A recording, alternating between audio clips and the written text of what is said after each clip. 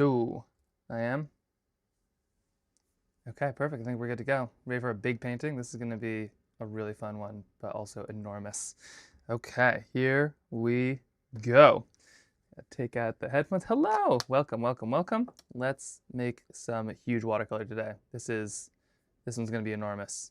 So this is, oh, what am I doing here?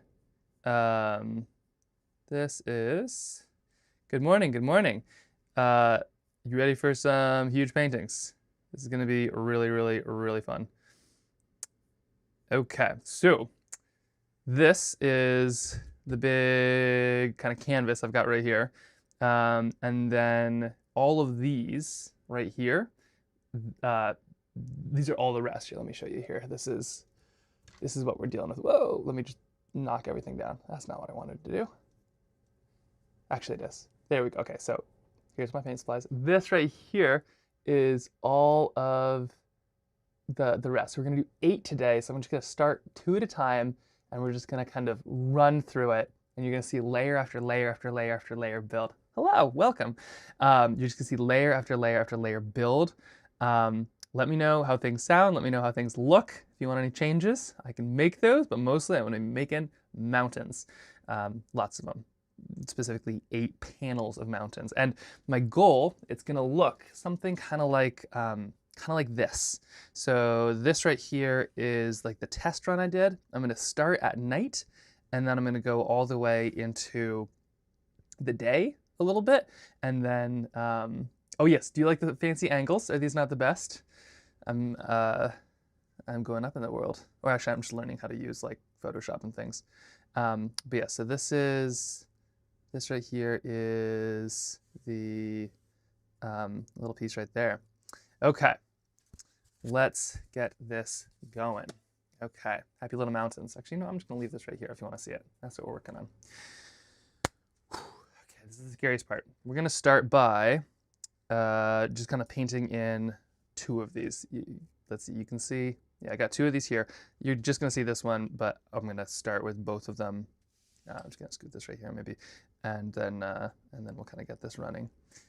Let's see. Okay, it does look very fancy, doesn't it? Alrighty then, let's get this going. Okay, here we go. So, how are we starting? I think it's gonna start with this one right here, and then we're gonna move up. So, with these mountains, I actually am going to start the actual mountains themselves. And the reason is because the sky is going to be way darker. So what I need is actually, if you want to see, I can kind of scoot this over here so you can see some of the colors. I need the kind of the shade really. So I got a little bit of this in here. And I'm just going to kind of add in a little bit of what color the mountains are, just for fun. Let's see, where am I looking at all of this? So please excuse me figuring out my life here. Okay, let's see, I can scoot this more over here. I had it where it was supposed to be. There we go. Okay, so I'm gonna start with the shades, and let me see. Ooh, what happened there? Nope. Nope, nope, nope. Okay. There, I just need to scoot around. Painting colors takes experience.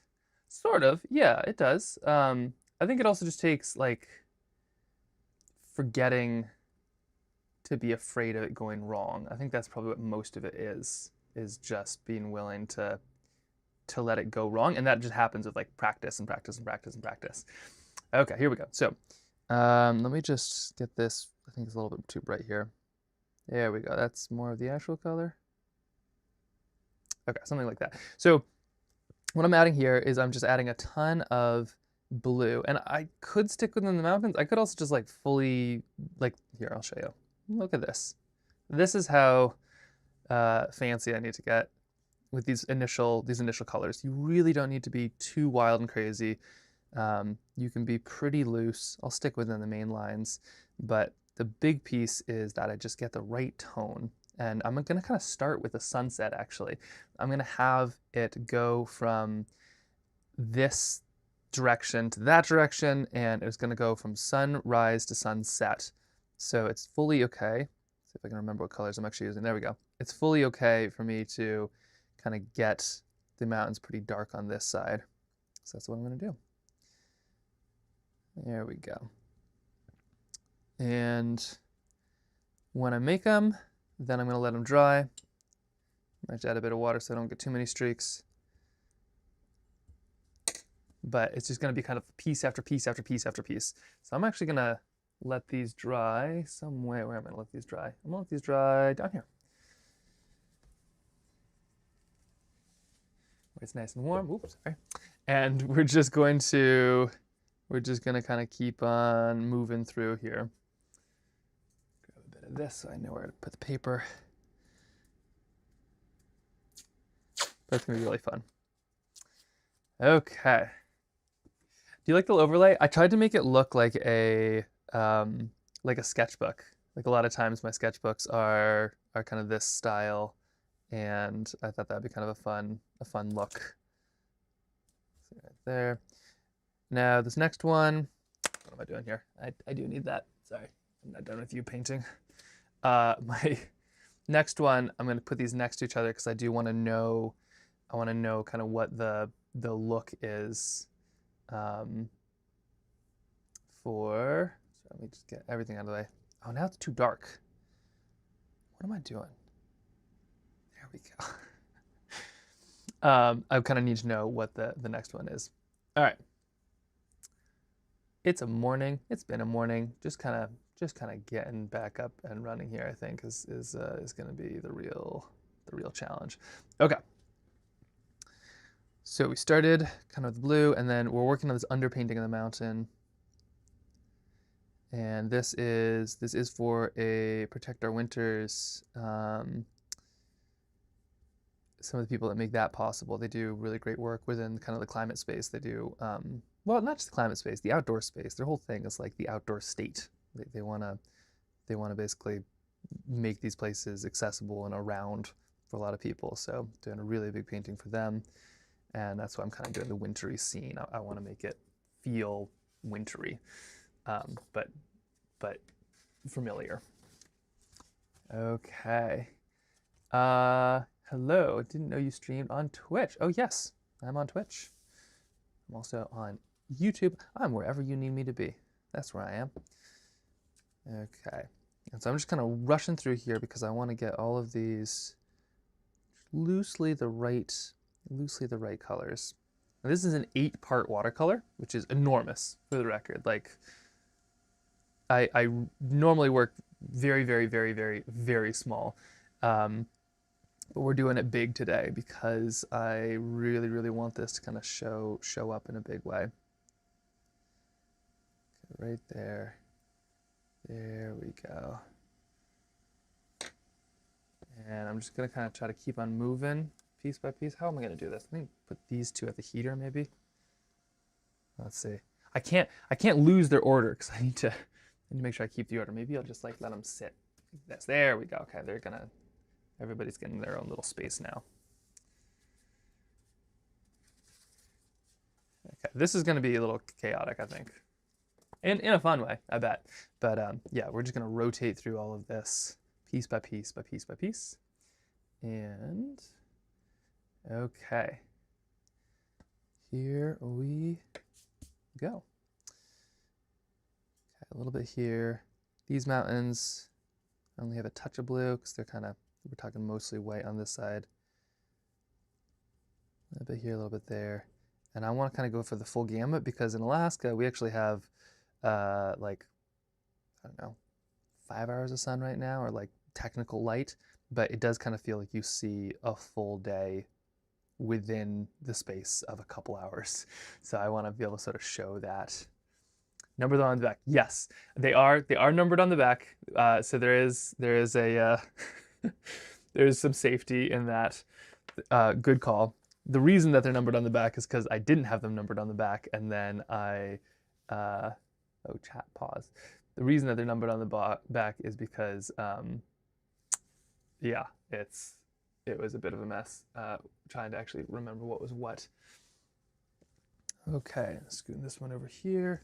For example, oh shoot, this is number 2? Oh no.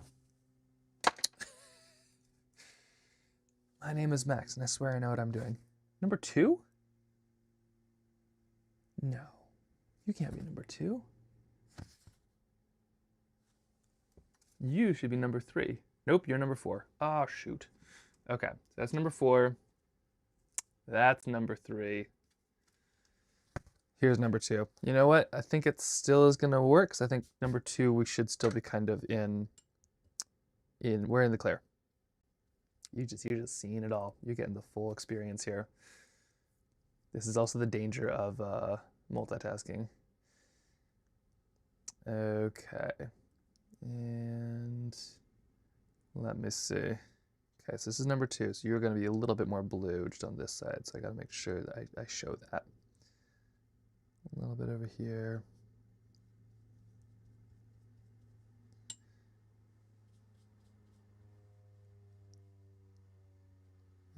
Okay. A little bit up, a little bit over.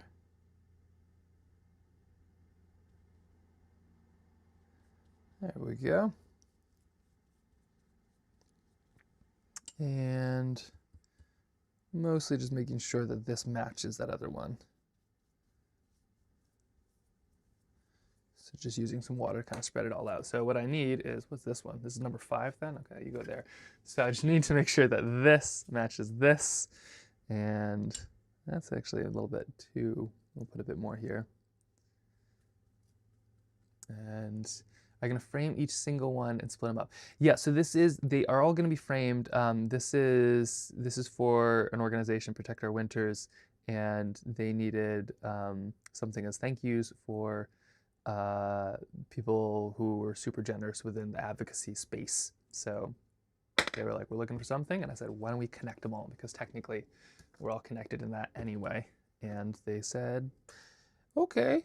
So we'll see. I think they're excited. I think they're also a little concerned, because I often come up with wild and crazy ideas, and they often turn out, but they're a little wild and crazy sometimes.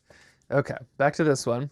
So this is number 5, not number 1 like I thought it was. So now we're going backwards, getting a little bit darker.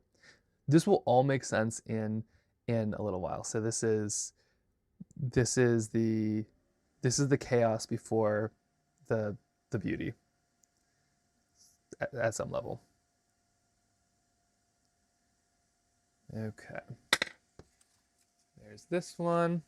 And if you can see from the top, I'm just kind of trying to match them just so that they mostly line up. That's kind of what I'm looking for. But these initial steps are going to look really rough, really messy, and it's good. I want them to. That's what I'm aiming for. That's what I'm looking to do. A little bit of blue in here. And we're just going to kind of get a bit more blue, maybe even a bit purpley as well, just kind of for fun. Oop, that's indigo. Is this purple? There you go. That's purple.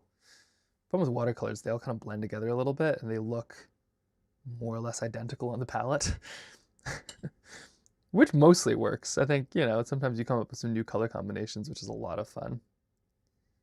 There we go. Okay. A little bit here. And we'll just scoot some excess here. We're just kind of running through these here. The details are what are going to take the longest, but these initial broad strokes are just really, really, really, they're broad. That's what I'm aiming for. Okay, so here I got to match purple to a kind of blue, something like that. Just keeping it easy and light. This will be a fun one to come back to, because it's going to look a lot fancier, a lot quicker. We're adding some purple back in now, so we kind of went our purple to our blue, back to our blue, and then we're going to get darker and darker and darker, just as the snow gets darker and darker and darker. And you'll see I'm using a huge, big brush. And the reason is I want these broad, very broad brush strokes, literally and figuratively. Okay, I'm not even dipping into my clean water yet too. That's how serious I am. A little bit here. And then on our last one, we'll go really blue. There we go, something like this. Just grab some of the excess. And we're just cruising at this point. Look at us go. Here's our last one right here. Right there. And we're just gonna match these up. Probably some blue to blue. Little piece by piece by piece by piece. I had a really fun kick slide yesterday. I'm trying to figure out how to be able to take people with me to go paint something like this. Like the reason I know these colors well is because I spend a lot of time in these places, and I really want to be able to take people with me via live. And we just tested out the GoPro on a kick slide yesterday, and it worked, all things considered, pretty flawlessly. So that gets me really excited to be able to do some kind of backcountry painting together. Okay, we got some of this. Now let's put just maybe a touch of indigo, just right in the back. Not too much, just enough to show that it's there. Maybe we'll even mix it in with some purple. There's gonna be a lot of indigo in the sky as well, so that'll count. There we go. Maybe you can hear the sounds, but a woodpecker just landed on my studio, and I thought somebody was knocking. Turns out they weren't knocking. It was a bird, which is really cool, but it's also like, do not peck holes in my house, please. Okay. And it was beautiful.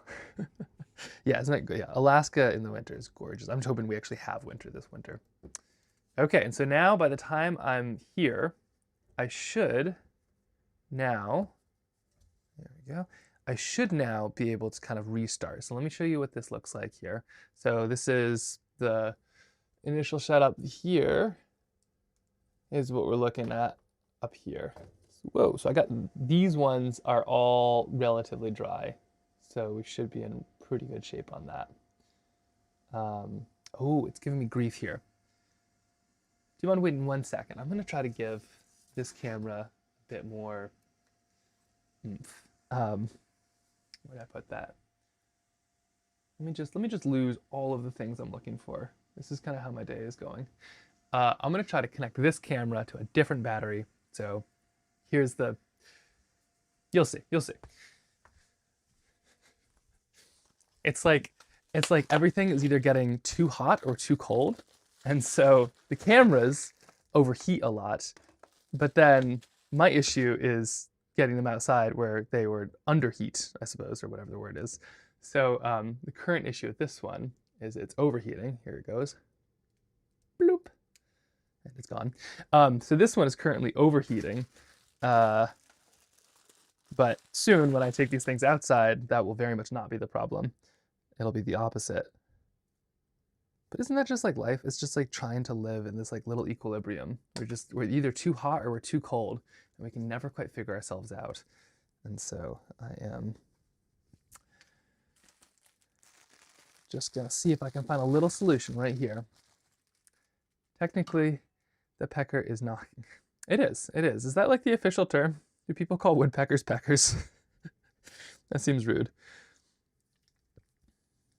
But it was knocking, yeah. It was knocking for bugs. It was like, hey, where are the bugs at? I just put the, oh, Stellar's jays are here. Oh man, hey, scoot. You're, well, okay, they're just having fun. We have Stellar jays and they are great, but they are sassy. They are some seriously sassy birds. Not sure if you've ever had Stellar jays or blue jays. I think blue jays are similar in their disposition. Okay, here we go. So this is too hot, and I'm looking for removing one of these. And apparently if you put this thing in, this is called a dummy battery. It's like basically just a power cable for your camera. Put this in, and then you plug it in, it makes everything a whole lot cooler for some reason or another. And so I'm gonna reconnect this up here. If I can do it. Oh, come on. You can do it. Oh, actually that's more of a question. Okay, there we go. And then I'll loop all of these cords all over the place, scoot them around, scoot them over, scoot them down, and then if I reconnect this, it should make things a whole lot cooler. I could also just open the doors and make it 19 degrees in here, which is what it is outside right now. And that would also make things a lot cooler, but that would make me cooler. And I am not into that right now. Okay, and so now I just, oh, you do have stellar jays? Yeah, they're so vocal. They are so wild. Okay. Here is, you should see, I'm just surrounded by wires. This is, okay, so I should be able to make this work. Let me know. Let's see here. And there is our spot right there.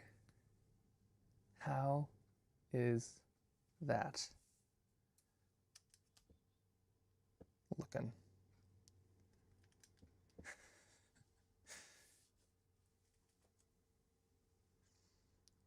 Just figuring it out. Audio works though. We're frozen. Okay. Let me help.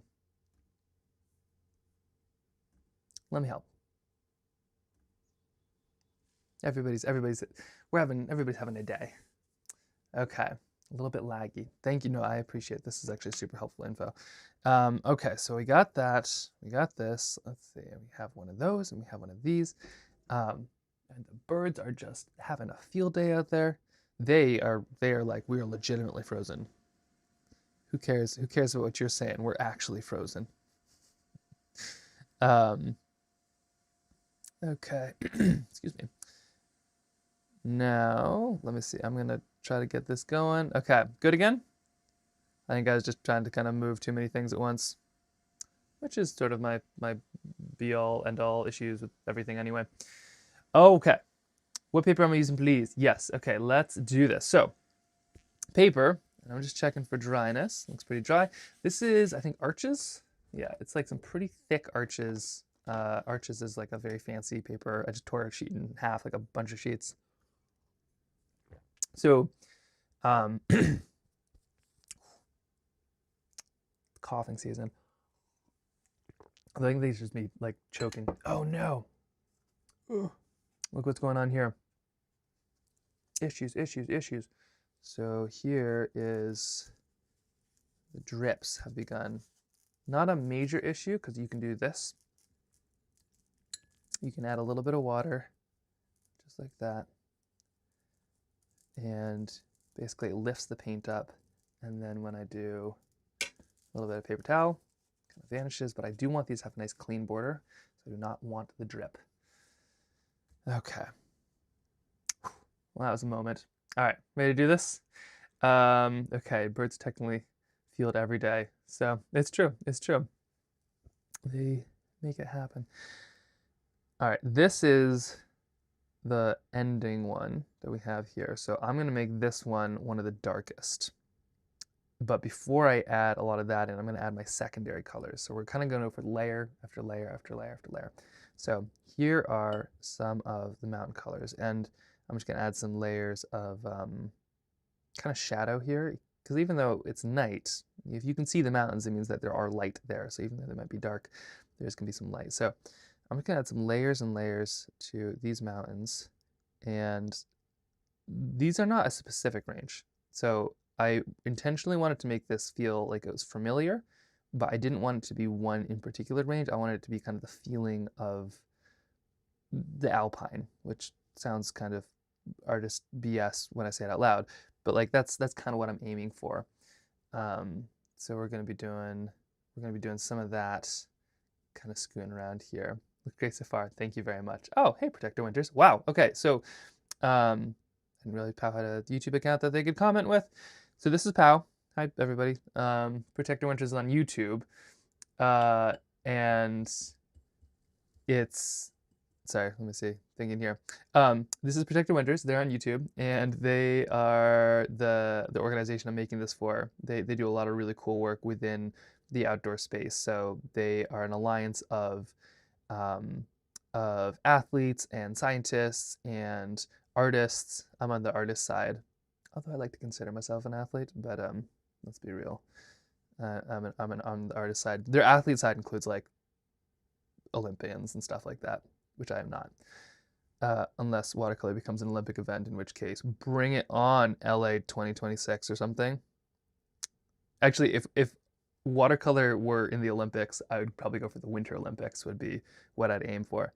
But yeah, Protected Winter is currently on YouTube right now, and they do some really cool stuff. So if you're ever looking to join, I think Team Pow is totally free right now to join, and they just do neat stuff. They'll keep you apprised of it all. Okay, sorry, some questions here. Let me get this going. And if somebody could put the link of that in there, that'd be cool. The paper is already dry. Yeah, so the paper questions, right? Watercolor, bouncing. So this is gonna dry pretty quick just because it's super thick. Like this is, this is 300 gram, I think, paper, which is just really, really thick stuff. And so it is gonna dry a lot faster, sort of, because there's just more things to get wet. If I really soak this thing, it'll take forever to dry, but that's not going to be an issue in this case. And so right now I'm just kind of adding some more of these like little bits of shade, and then this is what's gonna kind of give it depth, just like that. So here's kind of our initial thing. Oh yeah, that's the one. Thank you so much for sending that over. Yes, that's Pow. And let me get some power here because I am running out of it. Need more power. Always. Oh, is this gonna work? Ta-da! Okay. And I'm just gonna place that there. The multitasking is real today. And so then I'm gonna jump over the next one, and you'll see I'm just trying to match these up just enough to be able to kind of make it feasible and work. When it comes to painting kind of snow and things, an important thing to remember is that it's very reflective. So the snow is going to kind of reflect whatever you see and kind of bounce off a little bit. So we're just going to add little pieces here and there. And it does happen pretty quick. I always remember seeing Bob Ross and thinking like, wow, oil painters, they can just like make something come to life so fast, which they can. They don't really have to work in layers. They get to just put stuff right on top if they want. But watercolorists, really, even though you're kind of stuck to layers, you can move pretty fast in pretty cool ways. And sometimes being quick really gives you some cool looks if you know how to use the watercolor and kind of let it do its thing, which is what I try to do often, but sometimes I try to kind of control it a little bit too much. Okay, a little bit in here.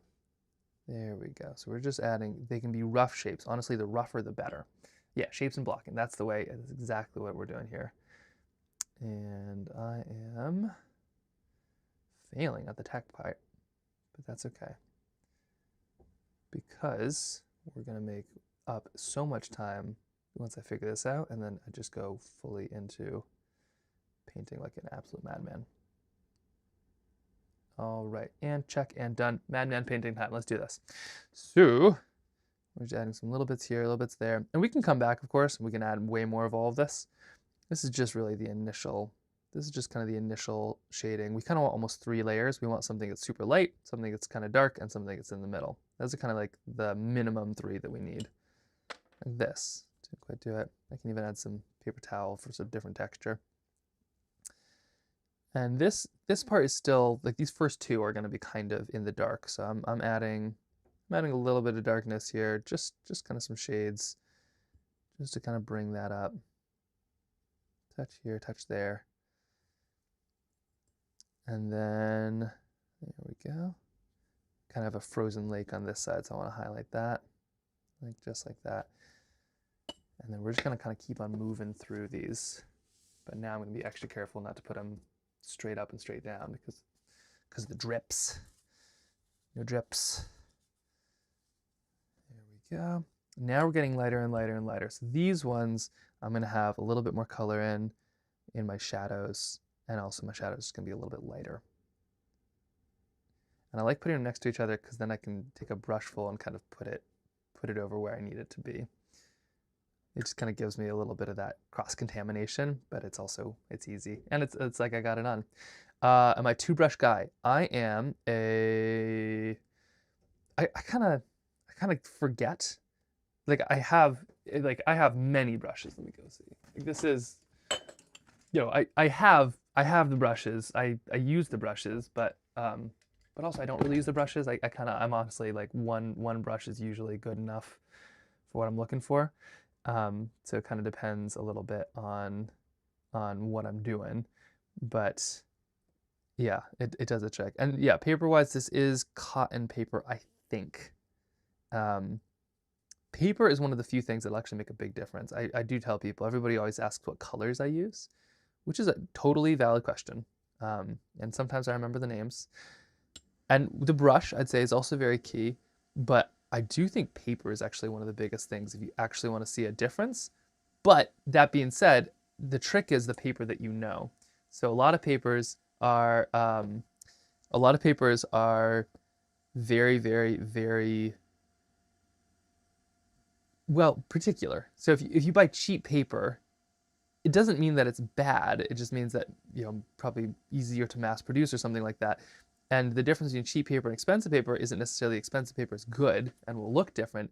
It's that the expensive paper is probably more predictable.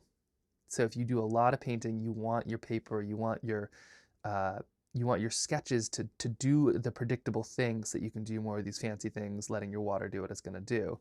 And the expensive papers are just going to be a little bit more predictable than the cheap papers maybe, which could be a little bit all over the place in that. But it is kind of fun sometimes trying out a fancy paper. And oftentimes paper companies do make like test packs, sort of. So you can use a little bit of everything and see what you like. Or even art stores sometimes they might even have like a scrap sheet, or maybe one got damaged. But it's worth trying out. I would say if you can, paper is potentially the biggest thing that'll make the biggest difference. And you can just learn how to use it too. Like this is fancy Arches stuff. This is $27 for a big sheet, and I'm using like 3 or 4 big sheets in this, which is terrifying when you think about it out loud. It's like, don't mess this up. But also, I use stuff that's way, way, way cheaper, way more of the time, and don't feel like I have to use this to make a good painting at all, which I was kind of worried at some point that I get stuck. Okay, now round 2 here. And then toned papers. Yeah, these are good questions. Toned papers. Do I use toned papers? Happy Monday. With the, let's see. Sorry, let me answer all the questions. 2-brush guy, 3 brushes, use the rest just for show. Yeah, basically, it's like, yeah, why use more brushes when 1 brush would do? But then that being said, I still feel like I want all of the brushes. Like I want everything. I want all of the art supplies all of the time. But yeah, just 1 brush. 1 brush is usually all it takes. Tone paper too. I have tried it. It's really cool stuff. I hope to do more of it. I have like this whole pile of stuff that's sort of for when I get a broken leg or something, which is kind of morbid, but it's like I'm really excited when things slow down, but nothing has slowed down since. Kind of one of those lives right now. And that's kind of what I love about watercolor in general, is that it's one of these mediums where you can kind of just tweak one little thing and it's like learning an entirely different everything, but so fun in that way. It's also kind of like hiking. Something I love so much about Alaska is like a hike at night is entirely different than a hike during the day, and a hike in winter is 100% different than a hike in fall, and a hike in spring at night is going to be like the permutations of these places are just incredible, and I just love how different it can be in the outdoors. which my wife kind of hates sometimes because I'm always like, let's hike this exact same hike every time. She's like, can we hike something else? And it's like, why bother? Because this is great all the time, and I haven't hiked it in the fog yet. But watercolor is very similar, I find, where, you know, it's just you tweak one thing. You do toned paper instead of not toned paper. Wholly different experience, which is really fun. Okay, whoa. And moving through these here quickly. Children do that, children do that. Why can't I keep this open? I want this to be open, but it's not staying open. There we go. I gotta remember to drink tea here. We got people in from the UK. Where's everybody coming in from, by the way? I'm always surprised because I'll like say I'll like make fun of the metric system or something, and then the Europeans are like, we're still awake, and it's like, oh shoot. Actually, if anybody gets to make fun of a system, it's the Europeans making fun of the imperial system. It's crazy that that's still like a thing, you know? Like compared to the metric system is so good, but I don't use it because I haven't used it, and I'm kind of annoyed. Like, why didn't my parents just, you know, or their generation, they had a chance. They had a chance just to be like, you know what? Oh wait, hold on, this doesn't look right. Wait a second. You're number 5. 1, 2, 3, 4, 4. And 4, yes, okay. All right, we're in good shape, don't worry. But yeah, I'm just like a little annoyed because like, why didn't Norway, Netherlands? Okay, very cool, very cool. Why didn't we switch over? Like, if I'd just grown up with this, it would have been easy. Kind of like learning a language. Like, why didn't you just teach me French when I was like a baby? That way I didn't have to learn it. Trail, living time. It's like 2 places at once. Yeah, it really is. Netherlands, Georgia. You drive different, wear different clothes, different activities. Yep. Netherlands, UK. Oh, okay, so we got a bunch. Okay. Hello from across the pond. Pond. Actually, it's across a continent and then a pond from Alaska. Right there. Check over on YouTube. $27. Yeah, Montana, Washington, California. Or no, CT. It's Connecticut. Okay, so we got a little bit from everybody. This is great. Well, welcome to Alaska. That's what we're painting today. Just kind of like its own state. We like to pretend like we're in our own place, although we are just heavily dependent on everybody else for everything. Don't tell the other Alaskans I said that. Okay, a little bit in here, and we're just adding a little touch of these. This will kind of help determine where my peaks and valleys are too. If I was painting like a real landscape, I would, like if I was actually out there painting a landscape, and make sure all these line up. But in this case, I'm kind of just letting the brush do what it's going to do, and it just sort of blocks the stuff out for me. So if something looks like a valley, like there's a bit of shadow, then all of a sudden, all right, there's a valley. We're doing a valley right there now. I'm just going for that general feel, almost like when you imagine mountains, this is what I want to kind of show up. Now we're going to get darker, so these ones, I'm just going to get darker and darker within those shapes. Uh-oh. Okay, we do have Anchoragites here. All right.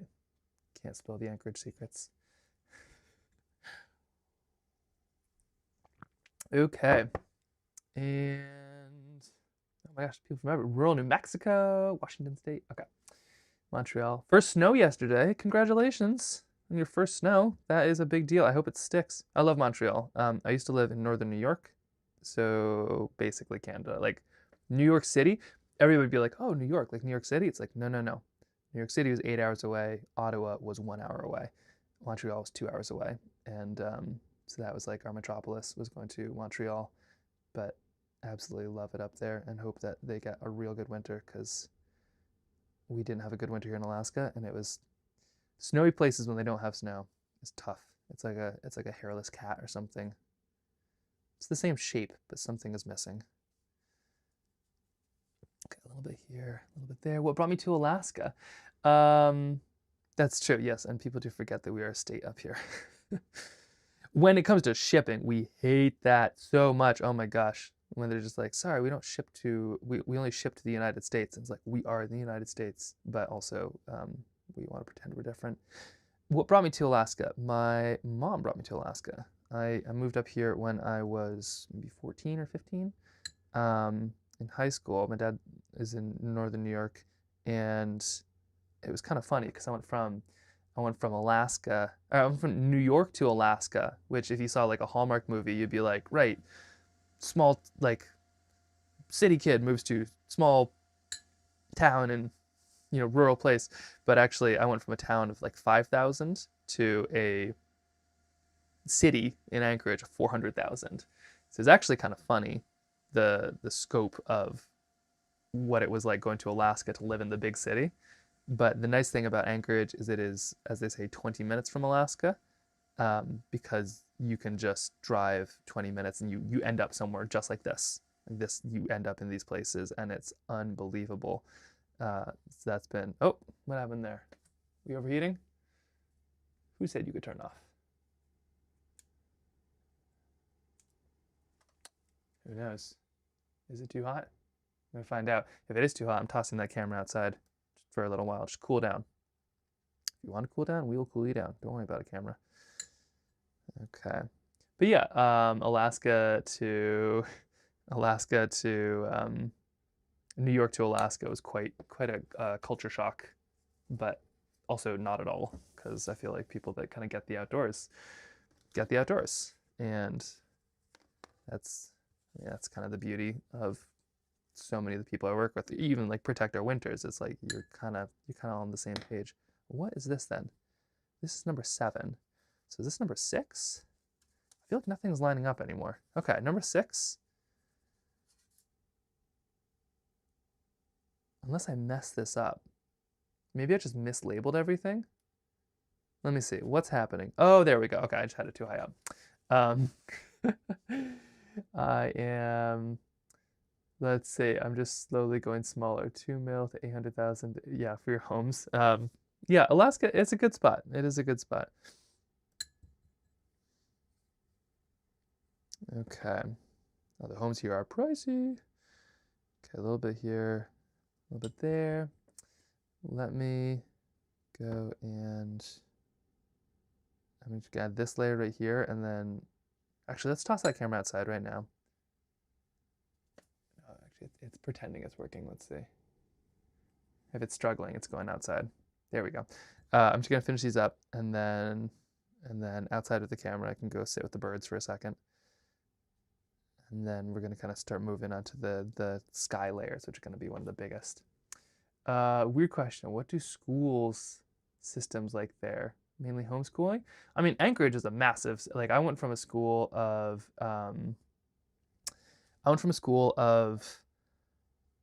2,000 people. No, what was it? Potsdam. It's gotta be 400 people or something like that, 400 or 500 people, to a school of 2,000, and like a school district of just tons. So in Anchorage, they're just full on schools. It's just a massive city with lots of schools. But in a lot of the more rural places, so if you're in the villages, you know, if you're in, well, like, yeah, Bethel's pretty big, Kotze's pretty big. But if you're in one of these smaller, if you're like Thorn Bay, which is a awesome town in Southeast Alaska, they have a school and it's great, but you know, you might be the only 8th grader in it. So you might have your curriculum, and then the teacher might just be a little bit more specific to working with you on that. But yeah, Alaska's rural, but it's also a pretty big-ish place. But there's a lot of correspondence schools, a lot of homeschooling. My wife grew up homeschooling because she lived off the grid, and so she really liked that experience. But her mom was also a teacher, so that doesn't hurt at all when it comes to doing those things. Why did you stay in Alaska? A lot of people come and then leave.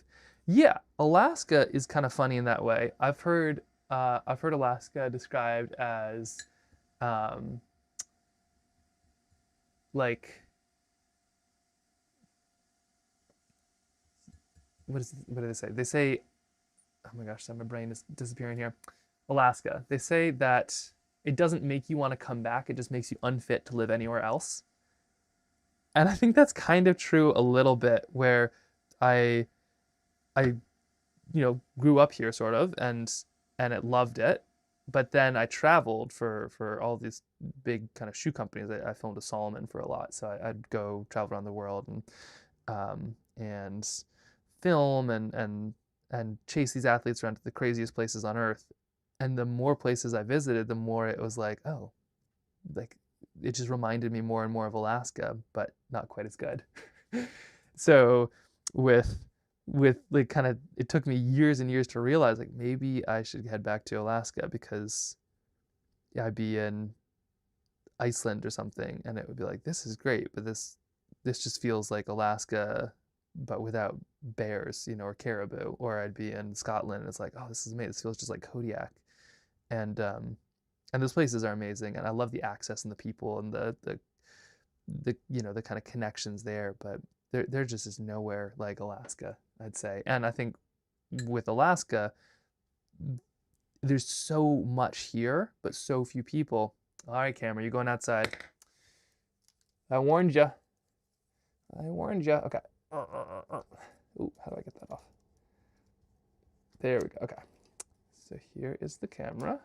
Just gonna do some of this. Do some of this. Put this. I'm just gonna go gently put this outside in the cold, just for a little while.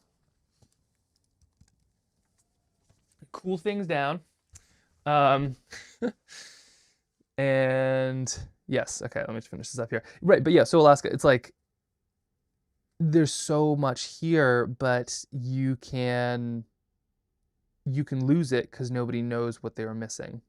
Like if you were to destroy the Alps, strip mine it, who knows, whatever, you're like, people would be very, very, very upset, because they had, like, there's trails all over. Like people would know what's missing, but there's so much of Alaska and so few people that maybe the people where that was their home would be very upset, but they could kind of get away with it because there's so much of this place.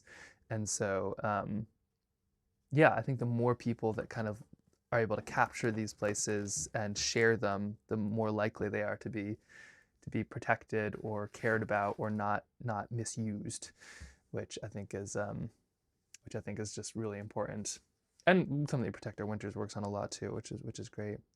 Okay, that camera's in timeout. It's true. Let's see. And crazy part of rules traveling.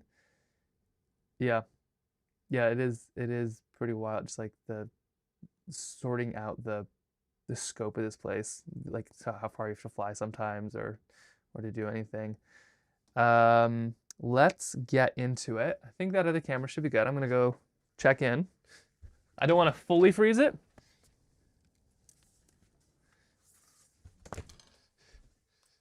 Okay, there we go. So I should,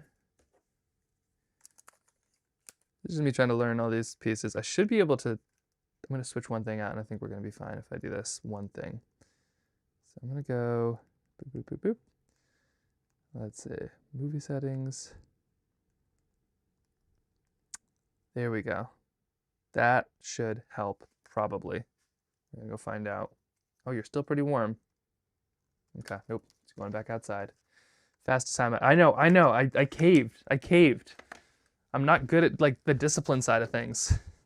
Okay, back out you go. Okay. Yeah, I don't know. It's like I can see their point. I'm so bad at timeouts. I can never let my son see this, otherwise he'll know that I'm weak. He'll be like, oh, I can take full advantage. The color's dreamy. Thank you. Yeah, no, it's what colors do I gravitate more towards? I think I do. They definitely change seasonally, but what I love with Alaska is I feel like the same kind of color palette can make a full everything, which is just so cool. So we're gonna be adding some of the indigo now, which is already in the mountains. We're gonna be adding a little bit of that into this one here right now, and then we're gonna go figure out that mountain. So here it is, and by mountain I mean camera. Here is this sky, and I want to make each of these kind of interesting in their own right. So I'm going to be adding a little bit of, I could put northern lights, I suppose. Hold on, let me hold the phone. Toilet paper time. Do we want to get fancy? Do I have time to get fancy? Good. Should we put some northern lights in this one? it'll make an impossible decision for Pow to like pick who gets what. Cause if it turns out well, it's really cool. If it turns out terribly, then it's like, well, do we go for it? Northern Lights? It's kind of a cool thing to see. Ugh. I'll try some. I'll do one. I'll give one a go. Do it? Do it? Okay. I'm seeing a consensus of one. Here we go. Nope. Sounds fun. Okay, we have two. We have a second. So with Northern Lights, what you're gonna want to do is take a little bit of yellow, a little bit of green, and then we're gonna kind of run it like this.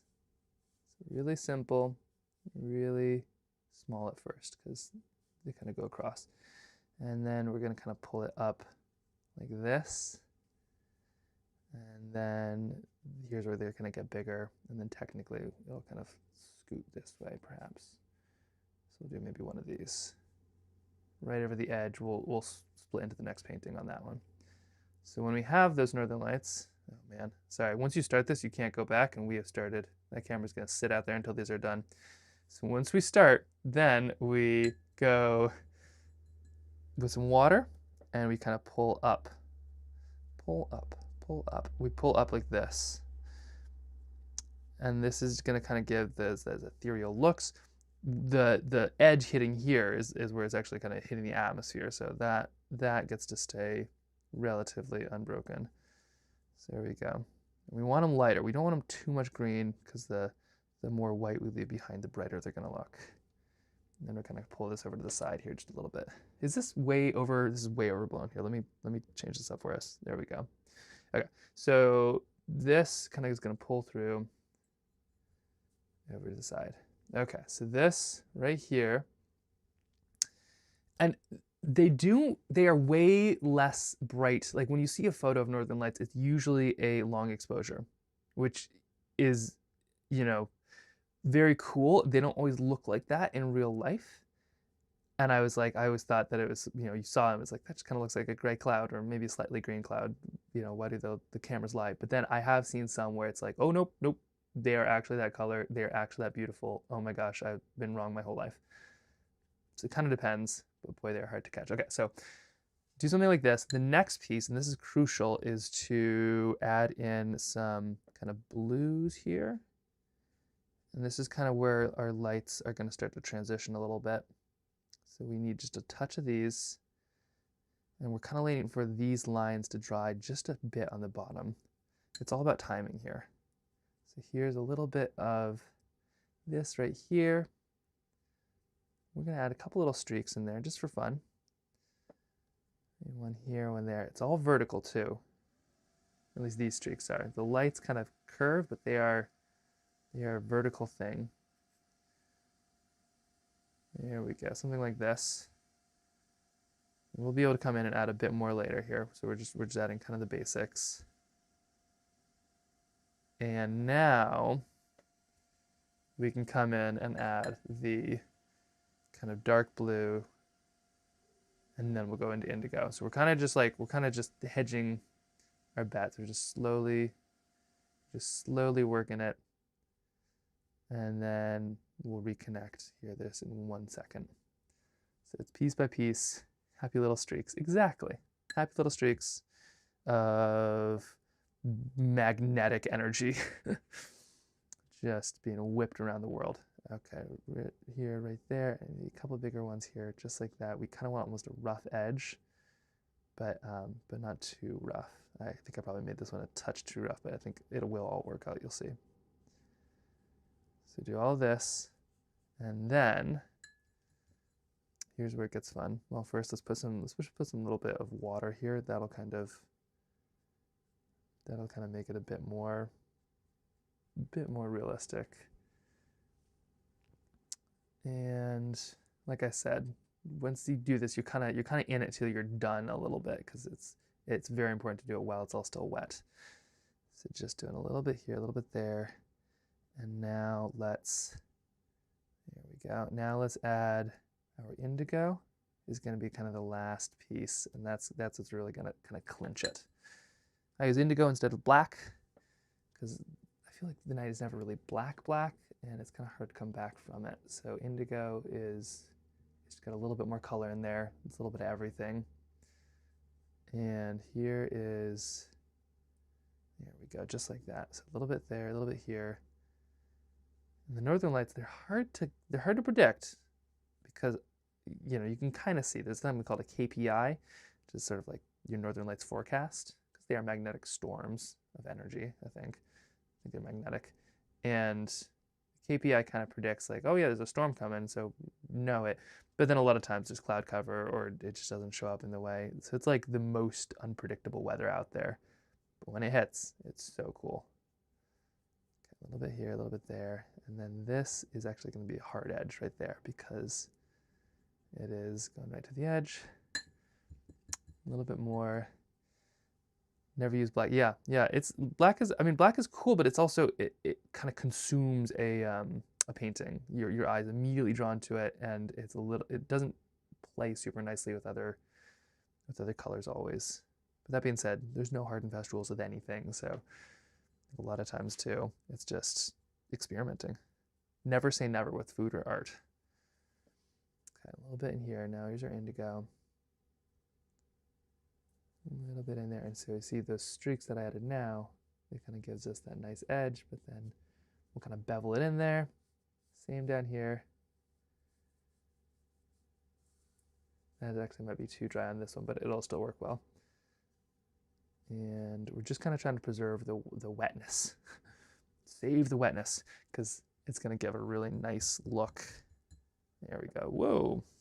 First, let me just splatter water all over the place. It'll just kind of give a really nice look.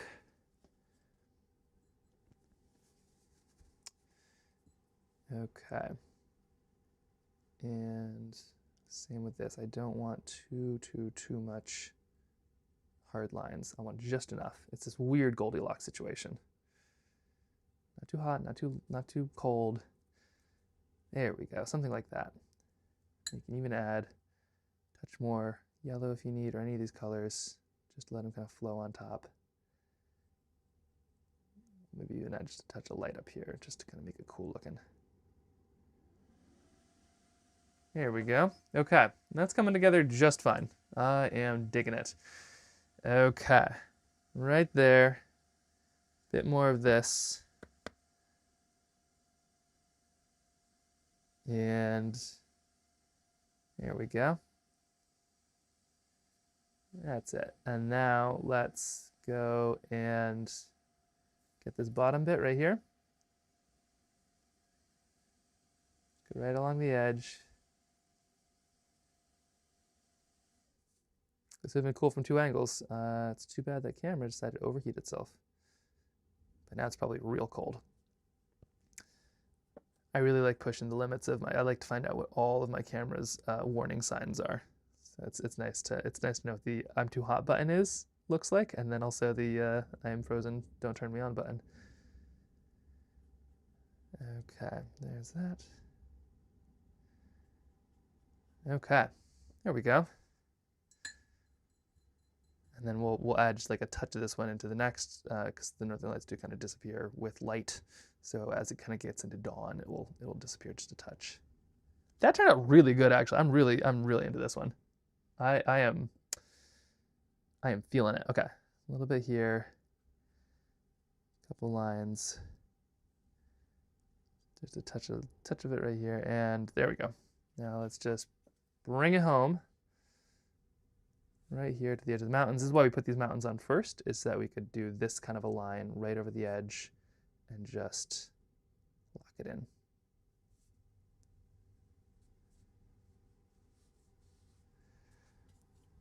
There we are, piece by piece.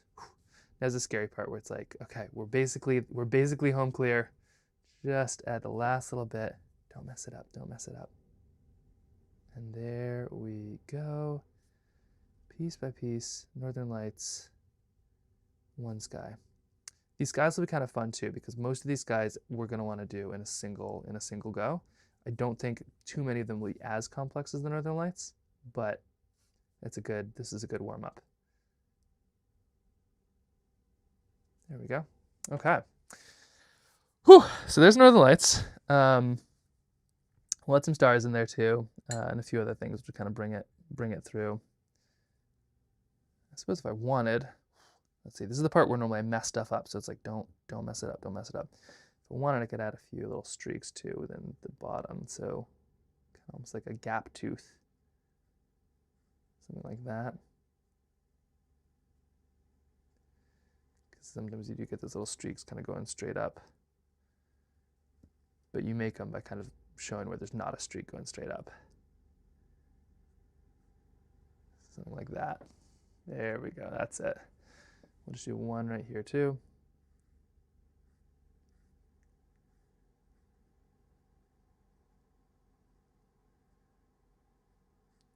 There it is.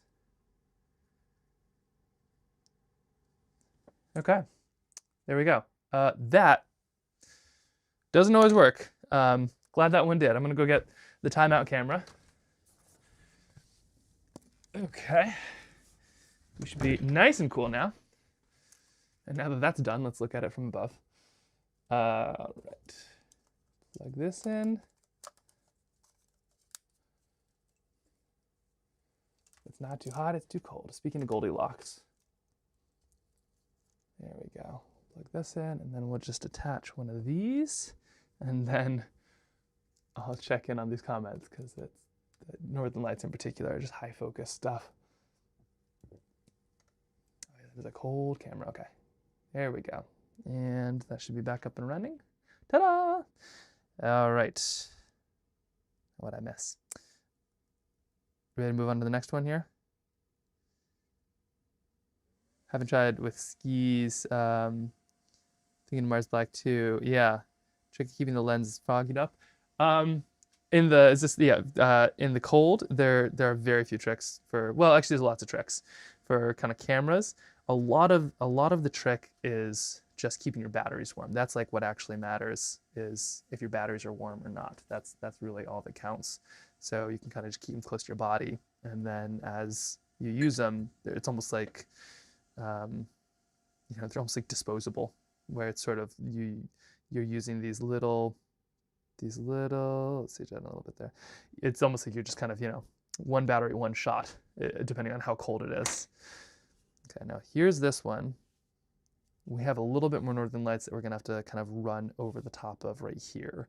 So we're gonna, most of this, I don't think I'm gonna keep Northern Lights. I think most of this I'm gonna kind of let be streaky, beautiful, kind of midnight sky here.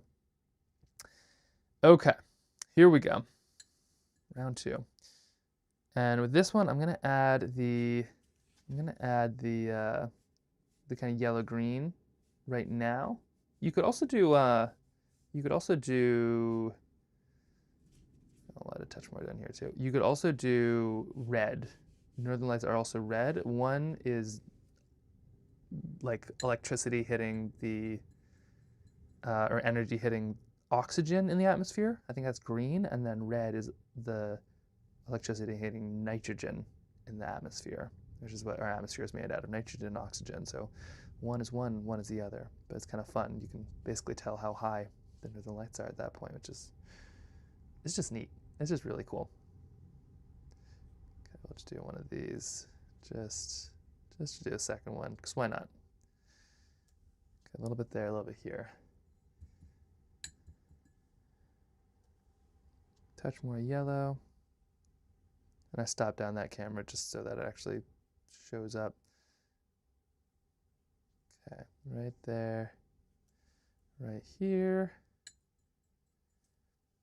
Now we're adding up a bit of this water, and for this one, we're gonna kind of go high and then go low. So here's our Northern Lights, and then we'll kind of send them low, kind of like this. Maybe swirl them around here.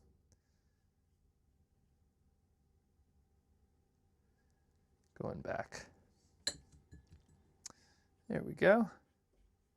I wonder if the animals look at Northern Lights. You know, like, do you think a squirrel ever looks up at night when it's kind of cold and clear and it's just like, whoa? Because they have eyes, they can see them. It's not like they wouldn't, but also would they care? A little bit here, a little bit there, or chickadee or something like that. Now comes the blue.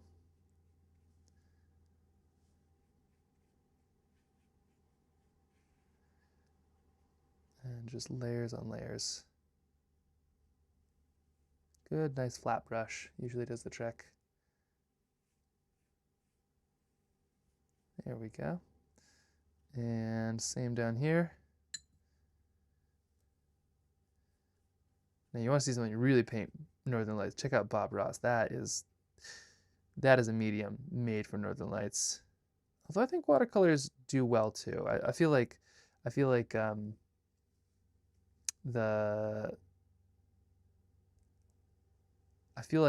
Northern Lights in oils feel like what a photograph is. I feel like Northern Lights in watercolors feel like how they actually feel, you know? Kai's opinions on things being pretty. Yep. Eclipse happen. That's true. Yeah, actually it's true, right? Because like the eclipse, like that totally, all the animals had, you know, real interesting reactions. We were on a whale watch once during an eclipse, and the whales just like lost it because I think everything thought it was night and changed it. But yeah, honestly, animals can really feel like the electrical side of the Northern Lights too. Like they do actually send little zaps of electricity down, sort of. It's like a people talk about hearing the Northern Lights, and I don't know if it's fake or urban or myths or something like that, but I do kind of feel like you can almost feel them. And but animals are so just finely tuned. Like they probably actually could in lots of cases. I'd be interested about that. Okay, a little bit here, moving through, and we're just gonna add a little bit of this blue to the top. We will be coming into that indigo here in just 1 second, but we'll just add a bit of this, just kind of trying to get those organic shapes. Because that's what's so cool is they do move. Like you don't always see it. Sometimes you look up and they're there, and then you look up 2 seconds later and they're somewhere else. Just, you know, kind of like a ribbon almost flapping or like a flag. But what's so cool about them is when they're extra bright, like they're in Homer once, and I could literally see them twisting like a river, and it is so cool. It is something absolutely otherworldly. There we go. Okay, so we got a little bit of that there, a little bit of that here. Let's get into our, I think it's indigo time here.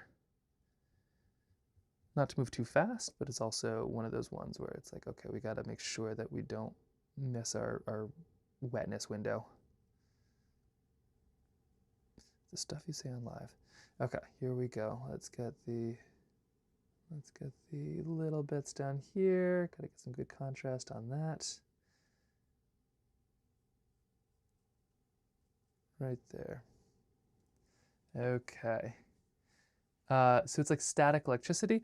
That's a good question. I'm sure some scientist is going to look this up and tell me what it actually is. But basically the sun, gosh, if I had another person I could demonstrate this. The sun, so if that's the, well, I got 2 bulbs now. Anyway, the sun hits the Earth with a lot of energy. So the Northern Lights is like basically a burp of like sun energy. I'm not sure if it's like magnetic or just energy or whatever it is, but like these solar flares, I think is really what it is.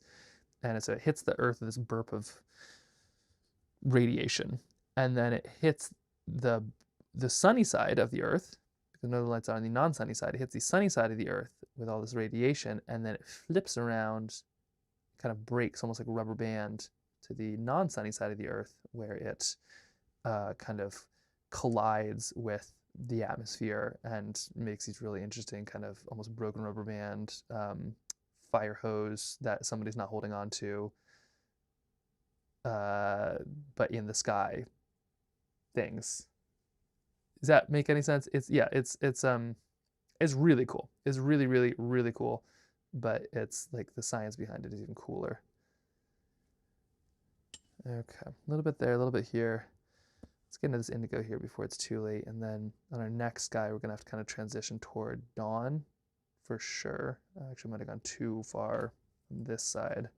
But let's see, I should be able to kind of use water to kind of pull that light back a bit. Okay, a little bit here, a little bit there, and we're gonna use some purple as a way to kind of get us into something that's not too dark into the night. A little bit of purple here. And we are going to come back in. I do love these kind of little shapes and things. We're going to tune these up in 1 second, you'll see. So here's a little bit of our purple. Just pulling some lines in here.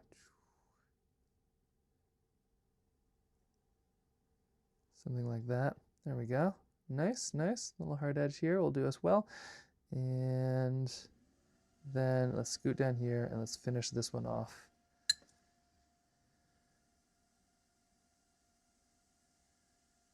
Okay, there we go. Today, pretty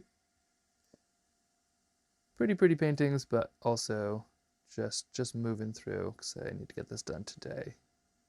It's been one of those wild kind of months, and so I'm actually going to England next week. So I need to make sure that I get everything I need to done, and then send it all out. Okay, here we go. A little bit down here, a little bit up there. One kind of wild looking mountain. These are ones I'm really excited about. I kind of wanted some like sawtooth kind of mountains in there. And those will do just fine. And I'll add some blooms. So I'll add a little bit of water here in a second, and that's gonna kind of bring them to life.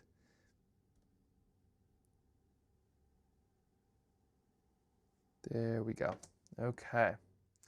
How long will I be going? About a week. Yeah, it's for the Kendall Mountain Film Festival. We have a film that we just finished with Protector Winters, actually, and Keen, and it's a really, really fun one about trying to find one of my grandma's sketches, and so we'll be doing that at the Kendall Mountain Film Festival.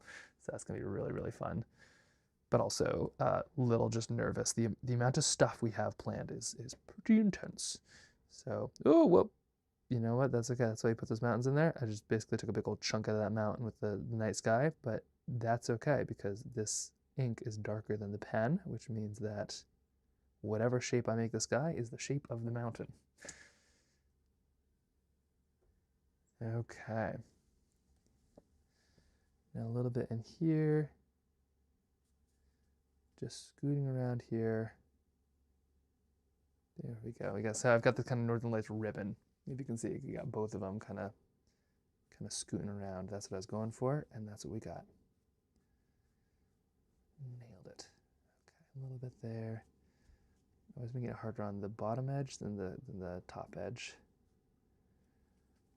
And then of course, a couple little lines right down the center. Never hurt. Same down here. Trying to kind of get my brush nice and straight. There we go. Okay. It looks weird at first, but it works. It's like one of those, food things or something, like or eating balsamic vinegar with vanilla ice cream. It's strange, but it works. Okay, a little bit more of this, and oh, turning out so pretty. Yeah, isn't this wild? Chat did well. Thank you for the suggestion. I'm always kind of nervous about doing these because they could turn out very not well. I think that's the other piece of it, is like you can really kind of mess one of these up in some pretty extraordinary ways. But I think that's gonna turn out just fine. It is hard to know though because the painting is going to dry lighter than what you see, so you kind of got to overcorrect a little bit, but then in doing so you can also just fully mess it up. There we go, a little bit here, a little bit there. I think this is probably going to be just fine. Don't want to overdo it. There we go, and okay, now let's give it, so I'm going to put a bloom right here. I'll show you what that looks like in just 1 second, and we're kind of moving into the dawn with this now. So here we go, a little bit of a bloom. This is a bloom. It's just water. Boom, done, check. All right, now let's get this one scooting over here. Actually, you can really see here, these are blooms. You see this stuff in there? Isn't that cool? That texture? Oh, I just love it so much. There's your energy, there's your electricity just zipping across the atmosphere. Okay.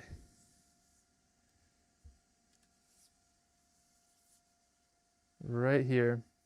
Now let's get to round 2. Here we are. Okay. If anybody has questions too, let me know. I'm just going to kind of keep on running through these things piece by piece at least. Okay, now I think it's time to introduce a little bit of dawn into these. Not a ton, but just enough. So I'm going to add a little bit of water. I'm going to have to get some clean water here in a second. Use a little bit of water right here. And we're going to be adding just a touch of the dawn. And what that's going to look like is a little bit of yellow, and then we're going to kind of blur it into the night, which is one of the funnest, hardest things. So here is a touch of maybe orange, just a touch of yellow. There we go. And so this is sort of the dawn just breaking. And this is gonna, like, the dawn might stretch over a painting and a half here. So we're just gonna put a touch over here, just a little bit right there, and then water going straight up here. So this is, we want this to kind of be a gradient. So over here, it'll be night, and then over here, it'll be not night. We might even add a touch of kind of some pink, because that's usually how it starts here. So it's almost like it's going up here like that. There we go. And it's just watercolor, so we're just letting it do its thing. We want as much flowy as possible. As one damn engineer said to the other. Okay, just like that. And now we're gonna kind of hide a lot of this, which is funny to say, but you'll see. So here we go. So I'm adding a little bit of water too. I'll just let that spread fully up, pull it up like that. So now let's hide this. And we're gonna start that by adding some purple to this edge. And we're gonna kind of work it over and work it across. There we go.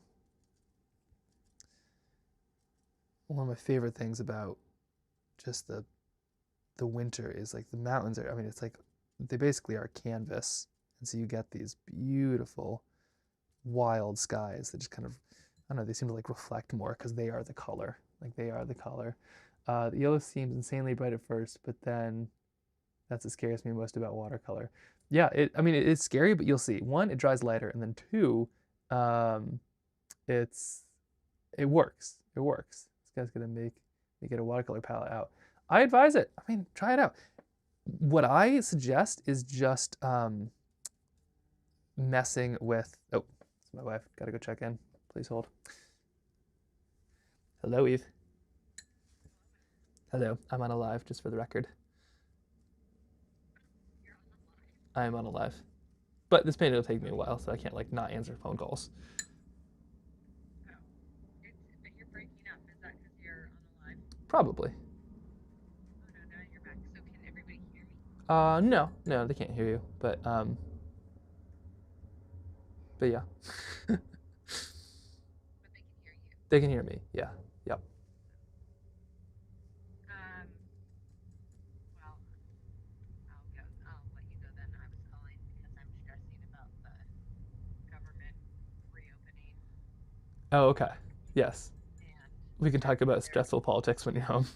they're caving on the extending the premium. Oh yeah, no, let's talk. Yeah, we should never talk about politics sober. We will have Kahlua or something yummy. Not Kahlua, otherwise you'll be Or Irish cream. That's right. hungry. That's right. That's right. There we go. I mean, I'd be down for some Kahlua if you take away Russian. Yeah, no, I'm into it. Plug our ears now. Oh yeah, there. We can hear a little bit. Oh, that's right. Actually, they can. That's right. The microphone is right where your earpiece is. Anyway, I will. That's all right. Hello, everybody. Eve says hello, everybody. Um, I will. Yeah, I'll be here. I'll be painting. I am Okay, well, basically two skies in. the critical, for everybody out there, I'm gonna go to Natural Pantry with Birdie, get diaper cream and a few things. Okay. Then I'm gonna go pick up Kip, and then we're gonna stop by the other grocery store because I don't think Natural Pantry is gonna have gluten-free Oreos. Gluten-free areas are key. No, that sounds great. I'll be here. All right, see you soonish. All right, see you soon. I love you. Bye. All right. Concerns about politics and finding gluten-free Oreos. I'll let everybody know you said hi. They are for our particular winters. Oh yeah. So let's see. These, yeah. So teaching these are for Protector Winters.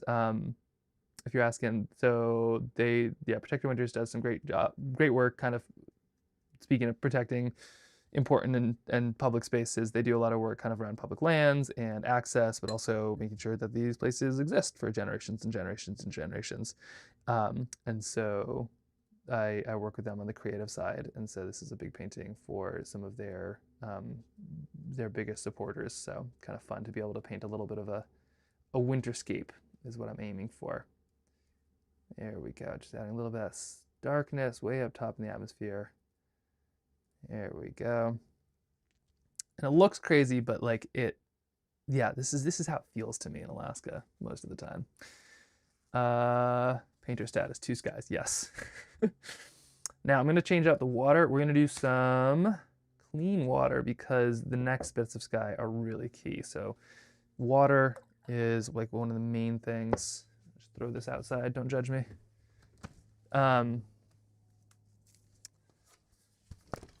You should never throw like acrylic water out. This stuff you're slightly more okay with. I think what I'm using is M gram, or maybe I think it's M gram, and they're pretty darn eco. So a little bit diluted indigo is not gonna hurt this now. Actually, maybe it will. I should look into that. Did I just like pollute on live? That could have been bad. Do I ever paint not for a cause? I'm trying to get all my cause paintings in right now. Yes, let's see. I do. Painting number 2, check. Sky number 2, okay, make sure we get the right one here. This is where it really matters. This is number 4, this is number 4. Does everything line up? It all lines up. Great. Okay. And maybe I can make this a bit brighter. Here, how do I do this here? I need to click these buttons. Nope. All right. There we are. How are things going, by the way? Making up for that. Yeah, well, for me, it's kind of funny because it's like I never threw a paint outside, not even M gram. Okay, nope, you're right. You're right. I'll fix that. I'll put it in a big jar next time. Called out, but you're right. Yes, so painting. For me, like painting can be such a funny thing because it's like if I'm painting for a thing, like the pressure can be so extreme, like I'll end up not making a good painting. So I do find sometimes painting for other people is where things turn out the best, and honestly where I'm just the happiest. Like I put a lot of myself into these things, and so it's really nice to be able to know where it's going and who it's going to. And yeah, and I think I love that element of it. It's kind of fun with the lives, like knowing that people saw them being created. So I did a bunch of paintings with the food bank, and they went to a lot of people who saw them being made, which for some reason feels so much more like, I don't know, it feels better. It feels way better than just like somebody being like, that's a pretty picture. I would like that, like they saw it happen, they saw it got made. And so the live thing might change how I do paintings a little bit, but yeah, for the most part, just making paintings and trying to have a lot of fun with it, because it can be easy not to as adults. As kids, they just paint and love it, but we get all into our own heads as adults. Yeah, it is definitely more freeing, but it's terrifying. Like I don't want to downplay that aspect. Painting is terrifying. Every single line is an opportunity to mess something else, but it's also an opportunity to make it, and you can't make a painting if you stop making lines. So I feel like it's also just one of these amazing analogies for life or something. A little bit here, just adding a little bit of our blue, and I'm going to go right over to the edge, just almost right there. And then I'm not going to kind of connect these two too much because blue and yellow make green. When does that stop for children? I do think there's like this age where it's like kids are like, I love painting so much to give me more paper. Let's do this. This is great. And they just like, you know, when a kid just like makes a painting and they're like, I'm done. And then they like hand it to you and like go get another one. I love that. I love that. And I want to get to that level of just like, because it for them, it's so not about the thing. They're like, here, I got you this thing to put on your fridge because I know that you like that. But it's like, you know, it's just they're in it for the sake of making the thing. It's not about the product. Oh, we had a deal. You're gonna go back outside, camera. What was going on? We had this. We were doing so well. We were doing so well. And then okay, you yes. All right, we're back. We'll see how long this lasts. But yeah, it's let's see. Oh, hold on. Thoughts here. But yeah, it's really freeing, I think, just to make it for other people. For some reason that like that has kind of reframed my mind a little bit. Uh, but also it is nice to eat and have money for paint supplies. So at some point I will be figuring out like the how to sell paintings to make people's walls pretty and turn it into brushes and things for me. Okay, so you see this, I'm adding kind of these little bits of kind of texture, kind of moving it through because I don't want a perfect gradient. I kind of want it to be like almost like a cloud bank. And then down here, we're gonna add a little bit of this in here just to kind of get that glow. Sort of moving our way through. What I want it to feel like is like you have every single iteration of an entire day in this one painting, and all of them together kind of make up 24 hours in the mountains. That's what I'm aiming for. So we'll see. We'll see if it comes to life. But so far, pretty good. Okay, a little bit of this red here. Oh, come on. All right, back outside with you. I warned you. I warned you. Okay, a little bit this here. Just gotta get this last layer. And just add a little bit up here just to kind of even it out. Here we go.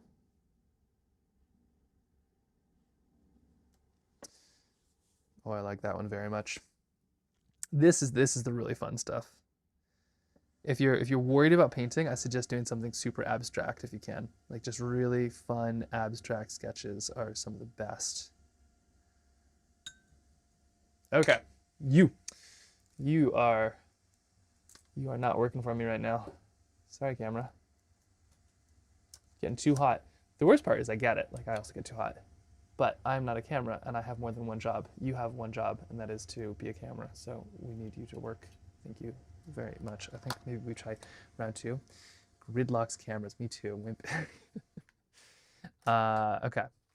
This is, let me go see about,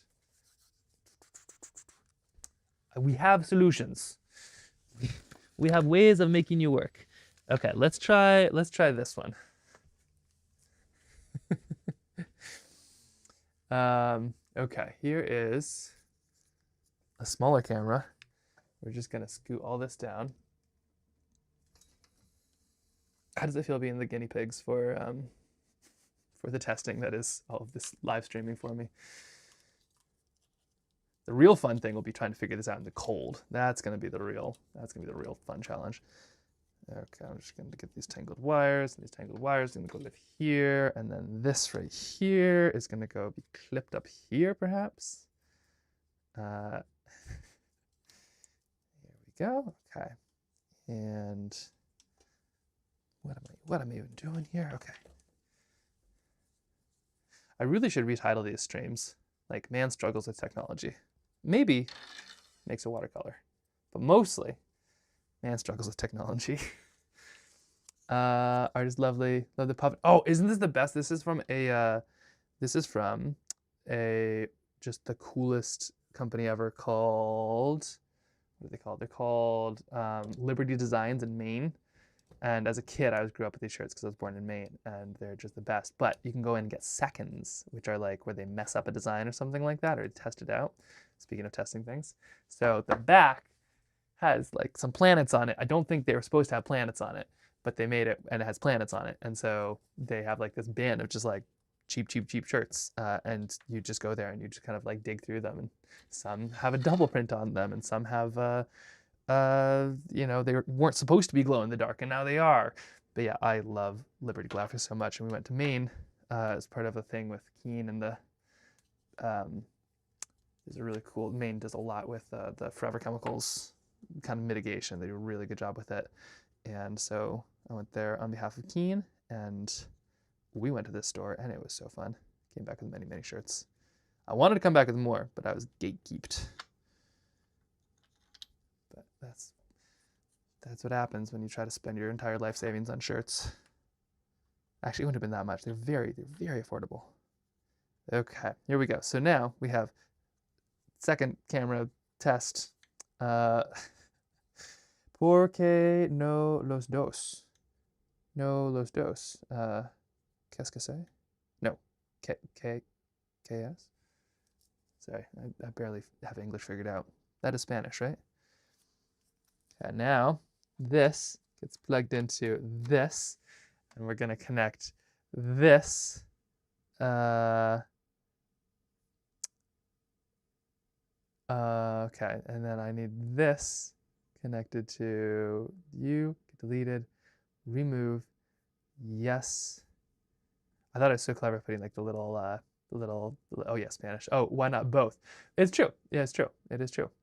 And now I just need to add this camera. And now here is, not that, yes. Boom. Oh, whoa, hold on, sorry. Let me just fix this. Sorry, you're seeing like the full behind the scenes on this stuff. So now I need this to be much smaller. Oh, no. Don't show behind the curtain. Gosh, the Wizard of Oz would be so disappointed in me. Okay, now this goes down like this, theoretically. And then I can just do one of these. Maybe. Oh yeah, there we go. And then I'm just gonna scoot this kind of over here. There we go. Look at that. Ta-da! Okay. All right. Happy Monday. Okay, and by this point this is already dried, so that's fun. And let's move on to numero 5. Speaking of Spanish. That's all Spanish, I know. It's dark, but that's okay. You still kind of get the idea, I think. Okay, so this one right here, this is gonna bring us into kind of full day mode, but we're still gonna have a lot of yellow kind of the base. Like nothing ever happened. Basically, yeah, we're more or less back there. I think you momentarily spoke French. I did. Yeah, I took 4 years of French. It is gone. I don't know what happened to it. As a dyslexic, I think language is just not quite my forte, which is okay. I speak the language of painting and other things, and I think that's totally valuable and important as well. But yeah, it's amazing. I don't know why I took like French in a class, because then I'd go to France and actually just have to navigate, and you pick up a lot more French. So in a country, I'm actually pretty decent at it, but in this case, not too much. Oh, is it gonna glitch a little bit? Okay, this camera, I think sometimes I'll just go like vivid pink. This one right here. If it's annoying, let me know. I'll figure something else out. But there's a real chance that happens. Took 5 years Spanish, lost it all in yeah, exactly. It's so funny. It's so funny. Okay, here is our little bit of kind of yellow. And then let's add a little bit of water here, and then we're just gonna add a bunch of blue up to the top, just to kind of pull it together. Okay, here we go, bunch of blue. Now I'm trying to remember in the mountains what happens first. Like I don't think it's yellow. I think the top gets yellow. So I think we're gonna kind of start we started yellow at the bottom, and then we'll kind of get yellow toward the top, but then we're going to kind of switch tack here, and the bottom is going to be a different color. Right there. There has to be a tie between art dyslexia because same. Oh, there totally is. So, from what I understand. So, dyslexics, your brain is just kind of wired a little bit differently. Basically, cross-wired from, like, I'm not a neuroscientist, but from what I understand, brains are basically cross-wired as dyslexics. So, your left hemisphere and your right hemisphere have a lot more play. One is creative, one is more analytical. And so, as an artist, you start seeing all these connections between things in a way that doesn't feel quite logical compared to a brain that's more just like, I want the things to make sense in the way that they make sense. And you really need all kinds of brains in a society, because some people will see things differently, and it's good for it. But as an artist, your brain kind of, well, I think of it as like, in Scrabble, when you see like the letters and your brain can be like, oh yep, here's the word, there it is, figure this out, versus when you have like a 2 E's left or something like that, but you find the place where the 2 E's happen to fit into like make 6 other words. That's a creative brain, versus the analytical one is like, okay, right, we have 7 letters and this is the word that we can make out of the 7 letters, because that's what I struggle with. And from an artistic standpoint, I think that's where it is, where you're like, oh, okay, right, this is a landscape, but it feels more colorful and all of these things. I'm going to paint all of this other stuff into it. And yeah, the amount of dyslexics that I meet, because I always try to say that I'm dyslexic. I think it's a really important thing, because when I was a kid, I didn't think anybody's like me. And when I saw people who would be like, I'm dyslexic, it was like, oh my gosh, cool. Wow, I'm not alone in that. But I'll say I'm dyslexic at a talk or, a class or something like that. And the amount of people are like, oh my gosh, me too. And they're almost always very creative. Not to put dyslexics in a box, because we already get put in boxes. But yeah, the creativity is real. Da Vinci is dyslexic. Disney is dyslexic. Harrison Ford is dyslexic. Okay, there we go. We're just kind of moving through a bunch of these now. There's that. Now we need 1, 2, 3, 4, 5. There should be 6. That is 6. Great. There we are. And we're just going to kind of try to match. And now we're going to move into the darkness element. Congrats on the Banff thing. Oh, thank you. Yeah, that was pretty cool. So we just won the Banff Mountain Film Festival Creative Excellence Award, which is crazy. I'm not in Banff. I wish I was. I've gone many years, and the year that I'm not there, we win the big award. But it's for a film, The Little Story About Forever, and it's so exciting to have. Yeah, I mean, that recognition is incredible, but also from those people, because they're the ones who kind of pioneered creative excellence and in the outdoor industry, and so it's massive to receive that news. Oh, so cool. But I'm glad that I was here, because we were able to do a lot of good work for the food bank. Do we have a Discord server? Yes, we do have a Discord server. It's on our email list sign up. So if you sign up for the Trailbound Sketches email list, then we send you a link to the Discord server. And that is just to kind of keep the trolls out. But yeah, not that you're a troll if you're not on the email list, but it's just one more step, which works well. So that is what's happening there. Does anybody else see this little glitchy thing? Like, sorry, this camera right here, does that keep on kind of going pink occasionally for people? And if so, is it annoying? Okay, now we have this. Now I think I need to kind of be dipping into the purple elements here. I think this sky gets darker blue, and then I think this down here gets more purple and red. I'm trying to remember here.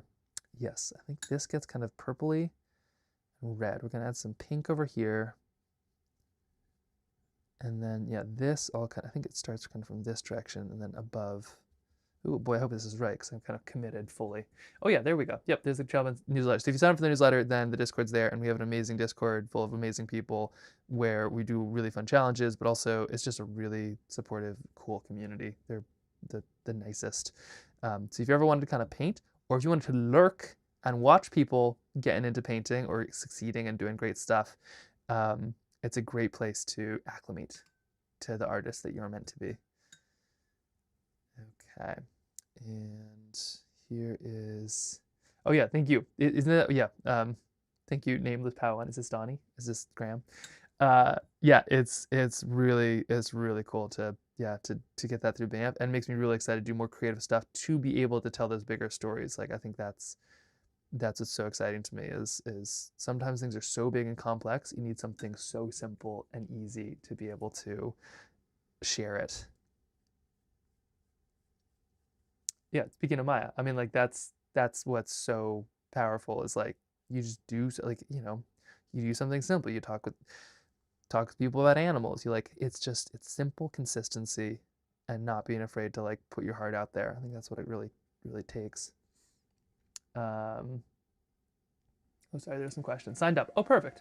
Otto says fine though, as yeah, quite a few people just getting. Oh yeah, it's just fun stuff.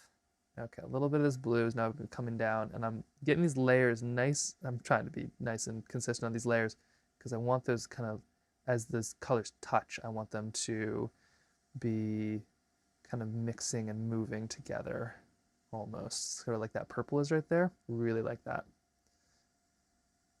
Okay, a little bit this, a little bit there. And now here's maybe a touch of yellow on this side, just to connect everything. These are all going to be separate, but I love the idea that you'd be able to get just a big day, 24 hours in the mountains all together, and be able to kind of see that through. So that's what I'm really aiming for here. A little bit up there, purple into that. And let's do just a touch more of this yellow here.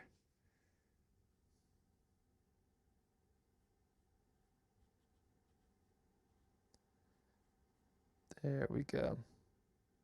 And I want each of these to be kind of unique in their own way. Like my goal with this is, ooh, it might be time to move to a smaller brush. Wait, no, never. Let's get this whole sky done in a big one. My goal with these is to kind of create something where each of these little vignettes is like something kind of fun on its own, and then when you add them together, they make a big picture. But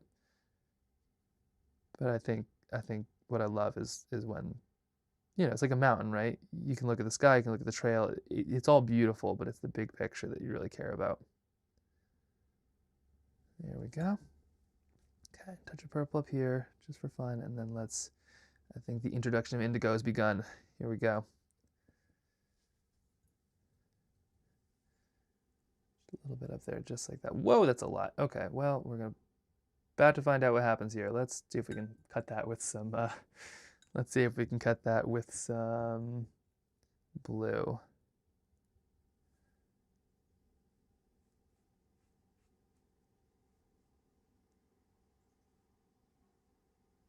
Yeah, that'll do, okay. The problem is you can see it's almost too dry already. There's some things I can fix with that, but that's why you kind of want to get your sky done in one fell swoop, because you want all of that to be able to kind of blend together. There's things you can do though. There's special dilute. Yeah, there's things you can do. There's something called oxgall if you're doing wet on wet stuff. So what I'm doing now is I'm just gonna add kind of a layer back over. It'll make stuff exciting and fun and different, but not always ideal. Very hard to control. There's something called oxgall, which is really cool. It looks like this. They used to make it out of like actual ox gallbladders, I think. A little morbid there. I don't know how many ox gallbladders it would take to get ox gall, but that's gall is a thing. That's where your gallbladder makes gall, or at least it does in oxes. This one I think is synthetic. Maybe it might be real, but if you put that in your water or on your paint, then it keeps it super flowy forever. So like this will dry quickly, and that's why you get these blooms. If you want something perfectly matte and medium, you put oxgall in that, and it basically just doesn't dry out really. It's kind of interesting. Okay, I'm gonna touch a little bit of purple to here. Try to get one of those blooms right here. That's what I'm aiming for right now. There we go. A little bit right in here. Beautiful. I actually really like this kind of mix of colors right there. That really does it for me.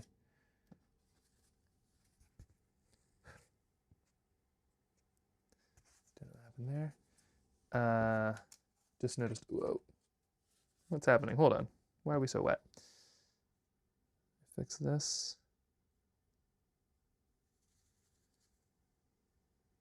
Get yourself blotted. Sometimes I'll pull just a little extra water because it can kind of pool in funny ways. And I don't want it too.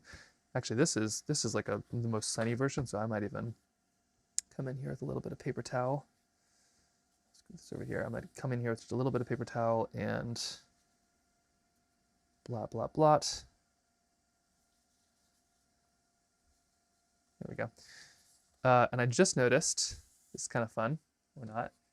I'm being a little bit cavalier on the rinsing side, and so I've got this little tiny dot. See that? We'll wait till it dries. I could try to kind of remove it. I think it is. Yeah, I think it's just a bit of like a drop of color. This is about to become a bird. So that's, speaking of happy little accidents, that is how you get a bird. You make a mistake as a dot, and then suddenly you end up as a bird. Okay, 2 more here until we're kind of done with our skies. So we're kind of moving through here. Yes, we were going to have some burbs. We're just kind of moving through here. We're just flying. Lickety split. I'm thinking of taking everybody on a field trip either Wednesday or Friday, maybe. So if anybody's interested, I was thinking doing like a long kick sled. Could be kind of fun. Okay, I need a little bit in here. Thinking of like taking my paints or something out. We can go in search of a moose. If we find one, I can see if I can sketch it in the cold. Could be kind of a fun activity. Okay, a little bit here, a little bit there. Here's a bit more of our red. We're just gonna touch a little bit of red in because we do want. Whoa, that is a lot of red. Oh my gosh, crimson sky. What is it? Red sky at night, sailors take fright. Red sky at night, sailors delight. Red sky in morning, sailors take warning. So this is at night. So this is a delightful sky for sailors then. Great. Okay, we got some happy sailors. I've never heard of happy sailors. Happy campers. I know them. But yeah, what is a happy sailor? That's a sailor with red sky. That's what it is. Okay, adding this. And then, like I said, we got to kind of move fast here because we do want all of this to kind of be in one. So here we go. Purple on top of this with a little bit of blue mixed in there because that was messy. But it works. And we're just going to scoot this around here, just like that. We're going to add a touch more blue. Dilute. Okay, a little bit in there. And then let's add some of this blue. I love this concentrated, whoa, blue. See, these are the kind of mistakes that I'd make before I like used a lot of color, but then I'd like actually kind of love it. So there's something to be going too much too quick, because I put something like that on and be like, well, this painting is ruined, and then I would let it dry and it would just turn out so cool. So there's definitely something to it. Okay, I've heard of sick sailors. Yeah, sick as a sailor. Where's a dog? That's a bad one though too, because like, let's be real, dogs will eat, rotting garbage and be mostly fine and maybe throw up. If I eat rotting garbage, I would do far more than throw up. And like a dog can kind of just, you don't even take them to the vet for that. You're like, did you eat a dead squirrel or something, you silly boy? But like, yeah, sick as a dog. That is so misleading. Dogs are unbelievably unsick for what they do. You ever think about that? A little bit in here. Now we're just going to kind of get darker and darker around the edge of these mountains, and that's because the night is falling below, but not high up in the mountains, or high up in the sky. Embrace your mistakes. It's what it's about. So here we go. A little bit down here, and then we're kind of just moving down lower and lower, whereas the brightness in the sky is actually going to get a bit brighter, because that's like where the sun is just going to be hitting the upper reaches. So we might actually even add just a touch of orange or something like that. We'll be doing some more purples here in a second. Let's add a bit more red maybe. There we go. Just up like that. This is the dusk that we're messing with. So we got a little bit of that there, a little bit of purple. And then we're going to be kind of doing indigo down below. Okay, right there. And a bit more purple. I guess we have some indigo up high too.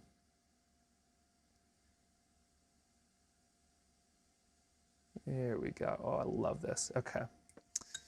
Fun. This is turning out good. I'm excited about that. Somebody's saying the dog ate a lot of chicken. Nasty stuff. Yeah, parking lot chicken. Mm-hmm. No, it's dogs. Like the stomach of a dog is unbelievable. Must just be like a black hole. Some of those labs have to be just like, just concentrated dark matter on the inside of them because they can eat stuff. Maybe that's why they're so happy. Is like negativity just goes into the lab and just gets sucked into the black hole that is their stomach. Okay, a little bit of some indigo right there. And then I'm gonna cut that off. There we go. Put a touch more in here. We're just kind of mixing it through just a little bit. And then here we've got we're gonna get something nice and dark, probably indigo and blue. There we go, something like this. Yes, oh, I like that very much. Yeah, this is working. This is working. The funny thing too is nobody sees like this part. They'll just be like, that was a pretty picture. And they don't see like all the anguish and turmoil and like stakes of what could happen. There's every painting, there is a million steps that could go wrong. And if it turns out, it's a miracle. Even if it doesn't turn out how you think you wanted it to, the fact that it turned out is a miracle. In the same way that like in a run, people trip or something and be really upset about it. But it's like, yeah, you took 100,000 steps during that marathon. And yeah, sure, you tripped on one of them, but it's incredible that you didn't trip on all of them. Oh yeah. Oh yeah. This is turning out just fine. Get a little bit of blue in there. Okay, a little bit there, a little bit there. Oh, it's so fun. And then a little bit of water up here just to kind of like let it kind of move and swish. There we go. Perfect. So moody. I like it. I like it a lot. I love those moody skies in Alaska. And I get a touch of some water here just to kind of really let it move and flow. I want that. I want those. I want it. I want it all. Okay, right there. Ooh, that could be a little bit more interesting than I wanted actually. Sorry, I don't want it all. I want it most. Okay, we're just adding a touch here and a touch there. There we go. Okay, right there. And this is the kind of stuff where you shouldn't overwork it. So really, I should be stepping away. I'm going to do it. I'm going to step away. Okay, stepping away. Here's this one. Okay, you get to go live over here. You get to go live right here. Where's this one going to go? This one's going to go. Just don't want to mess up. I don't want to lose these, And brings us to our last and potentially darkest. So this, I'm thinking, be like a real night sky. Okay, right there. Here we go. Ready for this? Next is going to be the mountains, and then we're going to do the trees. I'm trying to kind of get that full scope here. So here we go. A little bit of the whoa. You know what? It worked last time as well. So we're going to do. That's too much. We're going to do just a little bit right there. And we're just going to hope that we can kind of use purple to kind of diffuse all this, because we do need a little bit of red, but we don't need too much red. Here we go, the last gasps of kind of the sunset. Just touching some clouds or something like that way up there. Finding horizontal places for art is so difficult sometimes. Telling me about it, yeah, it's just, I have so much surfaces in here, but they're so full of other things. Every other horizontal space is spoken for. And if it's not, the cat's gonna come in and like knock off the rest. Okay, right there. Here comes a little bit of some purple. And that's looking lovely. Working that down. Same deal. Now some blue kind of coming into the equation. Blue has entered the chat. And just 1 second, we're going to be hitting the indigo hard. A little bit of water, just to kind of like preserve those edges. Just like that. And here comes the indigo. Wait, what am I saying? Sorry. More water in here. Then, oh, see, that's what happens. Now, let's do some indigo. Here comes the indigo. And more is not always more. I mean, it is, but it's like sometimes you kind of want just enough where the really dark places look really dark, and then you got to leave the other parts a little bit lighter. Seems to be good. Hello, good afternoon indeed. Or is it still morning? Almost afternoon. Almost noon. Good almost noon from Alaska. Oh, we're going to break that corner a little bit. That's fine. And there we go. A little bit over the edge. There it is. So there we go. Cool, fun. Just add a little bit more of this darkness. So really soon we're going to be working through the kind of mountain elements of this, which is going to be kind of fun. And that's where everything's going to start to kind of come together really fast, but almost nothing will come together as fast as the sky. But you want it to be fast. It's like trying to think of some recipe that like kind of cooks together really quick. I don't know, scallops or something, a steak, right? Big fancy expensive steak. That thing doesn't need to cook all day long. In fact, you want it to be a very, very fast thing. And that's, I think, I don't actually know that much about steak. From what I understand, you want them to be very fast cooking things. Lots of prep in the pre-steak cooking, but it's the same with watercolor. Lots of prep, and then you want your skies just to be lickety split. Oh yeah, that will do just fine. And then we're gonna put a bunch of stars kind of down here once it's all dry. Lunch is almost over. Will this be available on replay? I think so. Yeah, I think so. Otherwise, we'll just make more of them. This will be fun stuff. We'll keep on sketching. I'll be doing these most of today. I'm gonna try to finish these by today. So my goal is to try to finish these by like 3 o'clock Alaska time. So that's what I'm aiming for. And everything always works out according to plan. Nothing ever goes wrong. I'm never late, and technology is always just spotless and flawless. So I'm sure that's exactly what's going to happen today. And we'll see how it goes. Got a little bit of this in here. See, these are these really dark places, and these dark places will make what look like clouds stand out. So if it was all dark, it should be like a pure night sky, but I don't want it fully dark. I want it just dark enough in some little places, and even those where they're dark, that's where I'm going to add those little lights. And that's such a good reminder too in the world today that it's like you don't see stars in light places. Everyone wants to be a star. If you want to be a star, go to the darkest place you can find and be a little bit of light in that place. That's what it really means to be a star. At least one you can see. And I think that's just really important to do, whether it's doing watercolor or helping somebody out with something, or even the littlest things.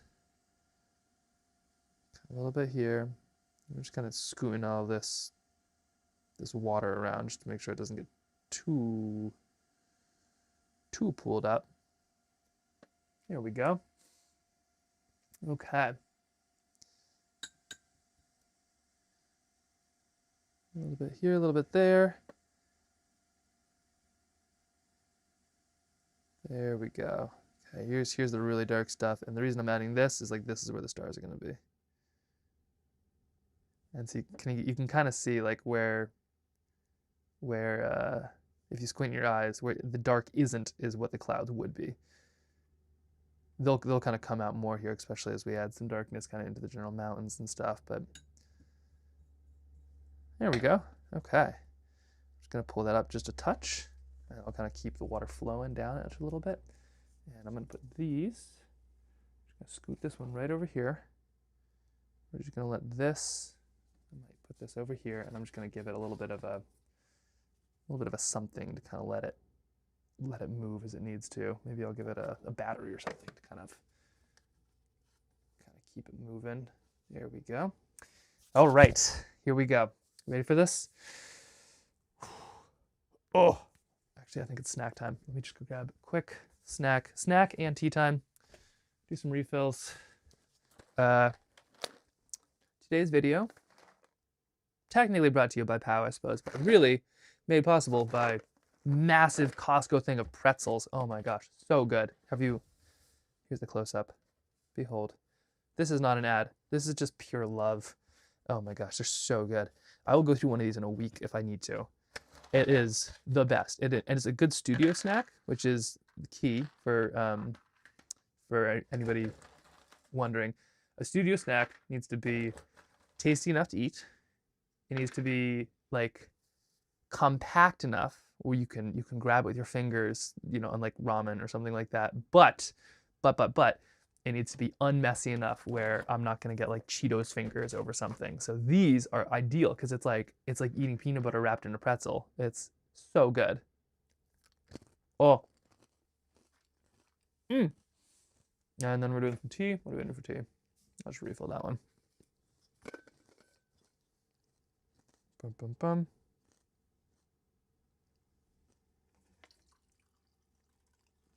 Okay.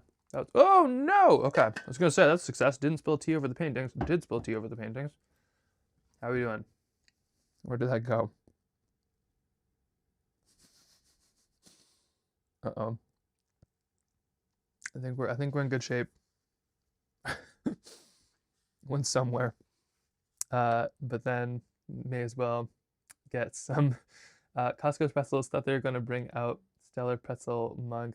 Love those from Costco. Not sure if you get them up there. Oh yeah, these are the Costco pretzels. These are my go-to. The Trader Joe's ones, also decent. I'm choosy, but we're not that choosy. But the Costco ones are definitely better. Okay, add a little bit of this there. Maybe just a touch of these here. Okay. We'll keep on adding a little bit of water throughout as this dries. Just a little bit. Oh, that's where my tea was. Okay, I just found my little, there we go, that little splash. Okay. Sit, stay. Let's get back into it. So we're just kind of working our way back and forth. Pretzel time. Yes, happy accidents. That was a happy accident because it turns out it was not a big deal.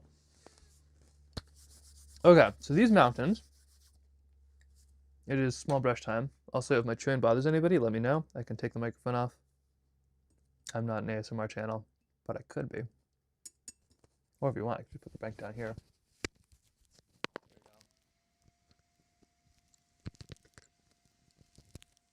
There we go. Here's the brush mic. Give this a try.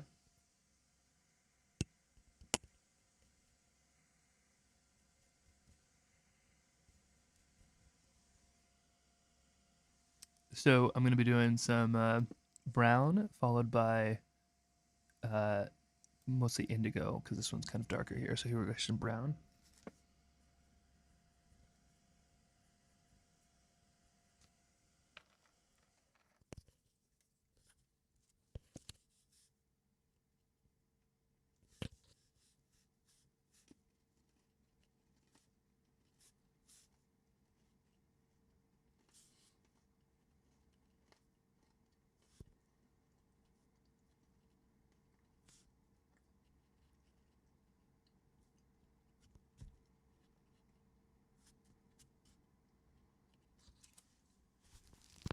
There you go. I think watercolor is actually just very quiet. My art professor Mark makes watercolor painting with coffee. Oh yeah, that's like a thing. There's like a artist who's super famous for using like soy sauce and stuff. Like an artist that made paintings that are going to be far more pricey than anything I will ever create in my entire life. And they're like, hold my beer and, or don't, maybe I'll use it. And just use soy sauce and stuff. It's pretty wild.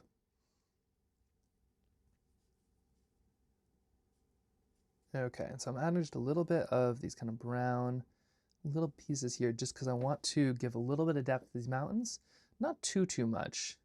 Actually, what I'll probably do here is I'm just going to add a bit of brown to this brush. Make sure it's a little bit watery. I'm going to just do some of this. There we go. That's plenty. So that's going to give us just a little bit of some randomness, but also a little bit of just a touch of some depth and those kind of random little, you know, splotches you sort of have. I'm going to match this with some purple now because the shadow side is going to be darker rocks. This just kind of makes it a little bit more realistic.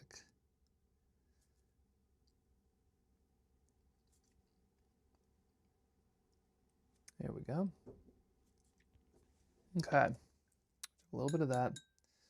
And I should be probably doing a little bit of the indigo side of things. So find the spots that don't look your favorite. A lot of times you'll end up adding more paint to the places you don't actually love. And that's not, the places that you love, you'll add more paint and kind of ruin them. Or at least that's what I do. So I'm going to try to kind of find some of these places that could use just a touch up. There we go. And I'm just adding a little bit here, a little bit there.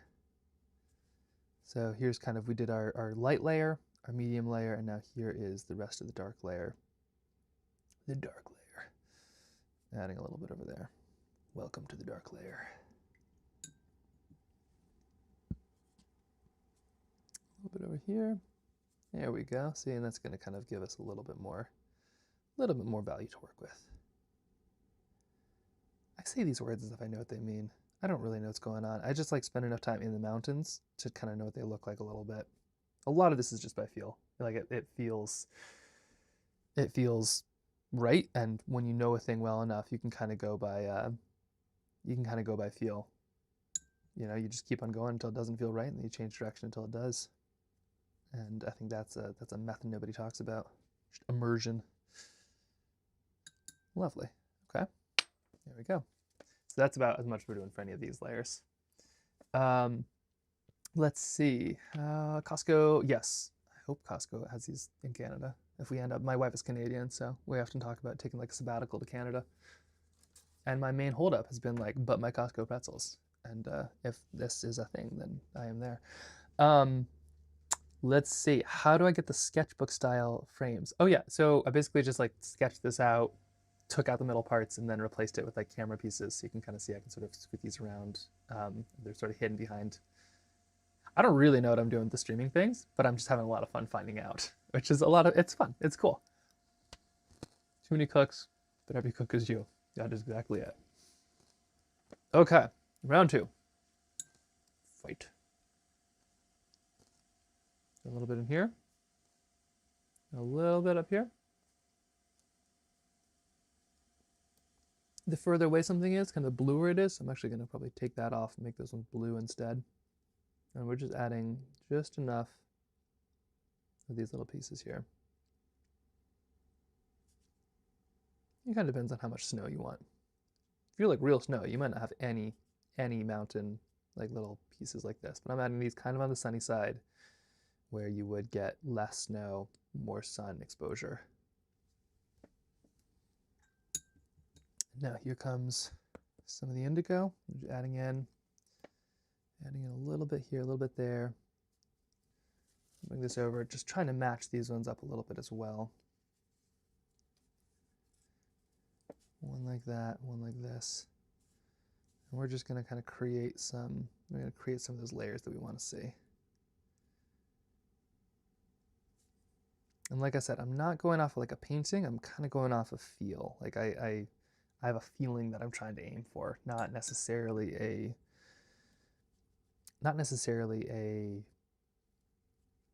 like photograph. If we wanted a photograph, we could just take a photograph. I'm aiming for a feeling of kind of that full day out in the mountains. And to be honest, I think we're kind of hitting it. This feels good. I feel good about this. Okay, piece by piece. Oh, I should have put some up here. That's right, we can use it in purple now. Just gonna add a little bit like this. There we go. Oh yeah, that's fun. And then same, a little bit of blue, a little bit of purple. Let's just add kind of some of these. I want these parts to be just a little bit lighter as you get further back, but then sort of create that nice little sawtooth look. Just vibe. Yeah, pure vibe and mountain and watercolor. And a tiny splash of tea. Just enough. If these turn out well, you realize I'm gonna have to put like a little splash of tea in everything now. Like that's, you kind of get stuck in those things. Become like a superstition. Although I do think there's something to it. Like apparently the Amish, you know, they're making furniture or barns or something like that. They'd intentionally put like a piece that's wrong with the idea that only God is perfect. So it's like, right, you know, my chair can't be perfect because only God is perfect. So I better make my chair imperfect, which is actually like the biggest flex of all time, being like, well, if I didn't mess this up, this chair would be perfect. But I think there is something to painting and having a mistake.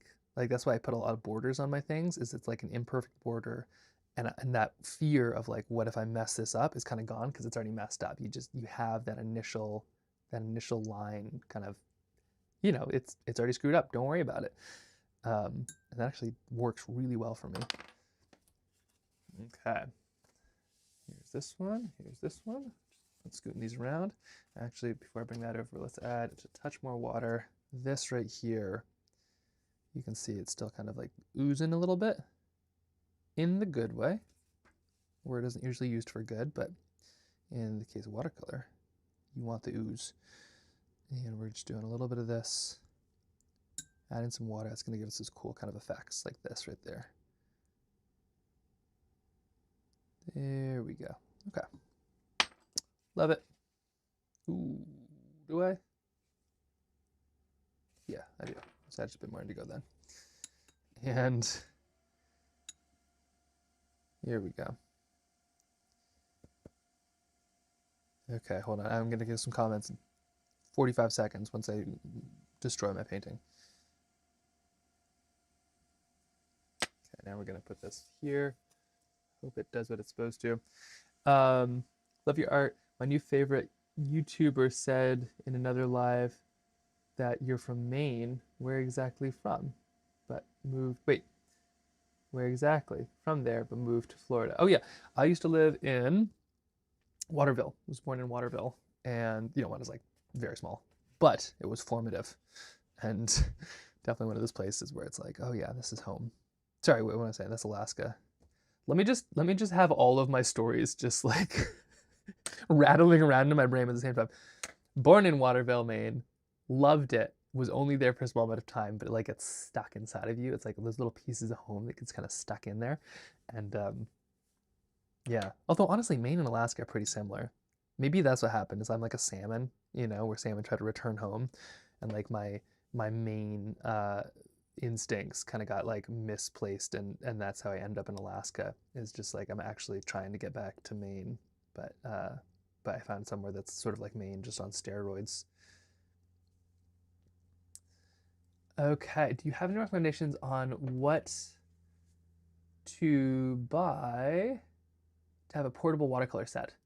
That's a great idea. Yeah. So what I use for my palettes is our toolkit. They're great. They're a little pricey, and you have to fill them yourself usually, unless you pay a lot of money for some paint. But they're great. I just say that because I think some people think you have to have a $30 or $40 palette to be painting, and that's not the case. You need whatever you would paint with to paint. That is what counts. It's not the most expensive stuff. It's like what you would bring with you and have in your bag or by your desk. Like that's what counts. And if that means buying like 10 $5 sets instead of one $50 set, buy the 10 $5 sets, because that's what matters. And then once you use all of those, then you can get yourself a $50 set. But yeah, use the stuff that you'd use. Here, I'll show you what my sets are here in one second. These, let's get a little bit of this here. There we go. No, sorry, I need some brown. Don't think did you realize don't think you're in any category on Twitch. I didn't realize that was possible. I don't even know what that means. But I don't like being put in boxes, so maybe they heard that and they're like, don't put this man in a box. Let's make him Twitch androgynous. Could be anything. Is it just chatting? Is it whatever the other categories might be? Is it painting? There we go. A little bit here, a little bit there, and then maybe one just kind of right down there. There we go. So okay, watercolor palettes. This is like the first watercolor palette I had. This is my grandmother's. I mean, like these are still quite nice. This is a Winsor Newton one. And they are, oh, you know, it comes with paint, and then you can refill these as tubes, or you can just buy other little palette things and switch them out, switch them in. We made a bunch of these at one point just for fun. Well, not for fun. We made these to be able to get to people affordably, but it was a lot of work, and my producer Jen basically like became a paint factory, which is pretty intense. But these are like a really way more affordable palette, and you kind of fill those with paint as you need. But then there's other cool stuff like this. This is the art of soil. Super cool. This person makes like handmade paints. These are all like made out of rocks, and they're beautiful and like super really interesting textures and stuff. Kind of hard to use sometimes, but there's so many types of watercolor. Yeah, you can't go too wrong. Okay, so yeah, IRL. Okay, interesting. Yeah, I never know if people find anybody on Twitch. I just assume I'm like talking to, my sister and my wife occasionally, but then it's like, wait a second, there's more people on there than just like my family. Although you're basically all my family, so we're tight. You're watching me paint stuff. You're close now. You basically know me, which I think kind of true. Like watching somebody paint somebody, like you get a really good sense of what they're doing. Okay, that one's doing this. This one's here. Let's get these last couple bits here. This is the part where you just kind of slow way down, and it's like don't slow down. Pick up the pace, because this is where you can kind of get fussy with all these little details that don't actually matter. So with that being said, here we go. Let's pick up the pace. All of the world too. So cool. It is so cool. It's really fun. I'll be visiting everybody too. I really got to make friends all over the world to track down my grandma's sketches. But the world is a smaller place than you think. It's also a very, very, very big place, but it's also a smaller place than you think. Okay, my tea mug is real close to my watercolor paint, so we're gonna fix that. There we go. And it's so funny, but adding a little second layer of like what is dark versus what is light makes a huge difference. So we're going through these to just kind of break up these shapes just to kind of add some space to them. Yes, thanks, Jen. What brand of paint do I use? Bushwick area. Oh yeah, hated the cold, but that's why I moved. Yeah, Maine's not exactly known for the heat. Well, actually, they had some hot years recently, but yeah, not quite like Florida. Always curious about visiting Florida. Like I feel like you have some interesting colors. Like all your animals and fish and things like that are just so vibrant. A little bit here, a little bit there. One here maybe. One up there. Just adding some little bits of these mountains here. And then let's dive in soon to the big stuff. There's a little bird that's got to be painted shortly. I'll add in the kind of purple side on the other pieces when I get there. All right, here's this one right here. What brands of paint do they use? Right, sorry, forgot about that one. So the main brand, I'd say, I use a lot of Daniel Smith, which I like. I like M. Graham a whole lot too. Daniel Smith is my travel brand. M. Graham is my like studio brand, if that makes sense. Because I'm getting real specific. But like, to be honest, any watercolor paint is great. I often just kind of look for what's on sale, and it depends a little bit. I like M. Graham because I know how it reacts in the cold, and I know that I can kind of bring it with me anywhere, and then it dries really well and in my palette. But then sometimes it's nice to get like kind of a random paint because you don't know how it's going to react, and it's just really, I don't know, the colors of paint are so fun. I'm always torn between like, should I just stick, with one brand of paint so I get to know it really, really, really well and just be able to use it very effectively? Or should I buy literally every color that's ever existed of every brand because I want them all? And I kind of torn between the middle. Here, I'll show you my wall. It's pretty bad actually, because it's like not even not even like half the paints that I have. I just want like palettes. I want like a green palette and a blue palette, like a little bit of everything. A little bit of this, kind of moving up in there. There we go. Okay, I'm just adding kind of some. I'll put like a streak down, and then I'll add a bit of water to one side of the streak, and it kind of gives me an interesting shape. Kind of makes it look very mountain-esque. This is, oh, how do I do this? Here we go. This is my wall. Like that is just the what is this? That's mostly just the Daniel Smith. That's all full of paint right there. There's a lot of watercolors in my life, which I'm not upset about. Like I think we're all kind of hoarders of something. It's just like make sure that you're hoarder of something interesting. You know, don't make it like toilet paper or something. And yeah, having too many watercolors isn't gonna hurt anybody. Aside from my pocketbook. Okay, now we have, I think this one. We're going here. Gosh, things are everywhere. Flat surfaces. Which one makes me happier?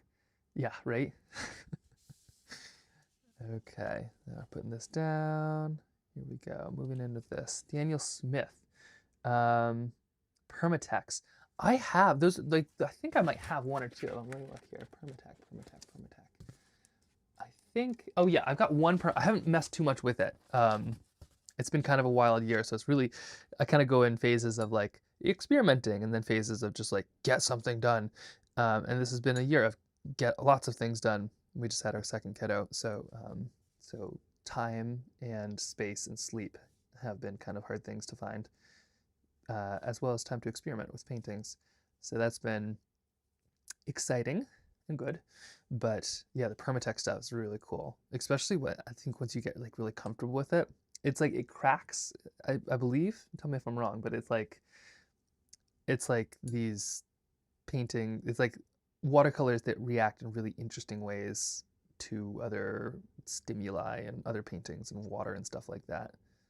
It sounds like they're really cool, but I haven't messed too much with them.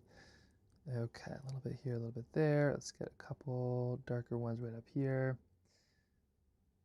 Just like that. There we go. Nice work, everybody.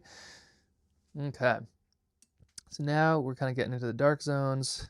We're gonna do not quite so much like pure browns. We're gonna do some brown mixed with kind of purple and blue. So it's a little darker, but so is the sky and everything. A little bit up here, a little bit up there. There we go. Okay. And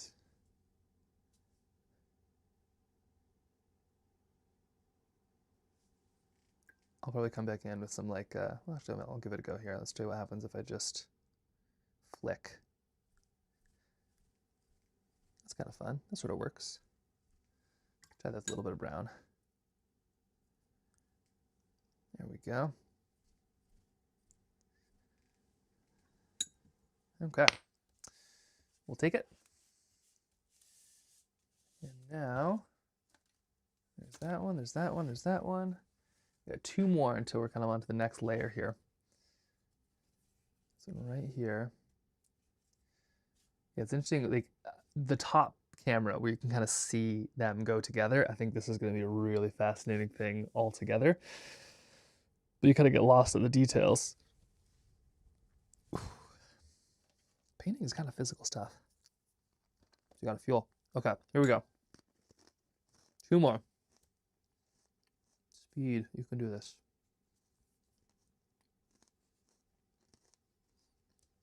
A little bit working over here. Often what I'll do to kind of get myself moving is play music that kind of makes me want to dance. And it works pretty well for the hands too.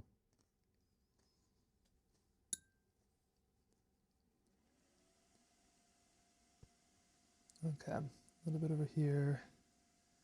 Working through, touch over there. And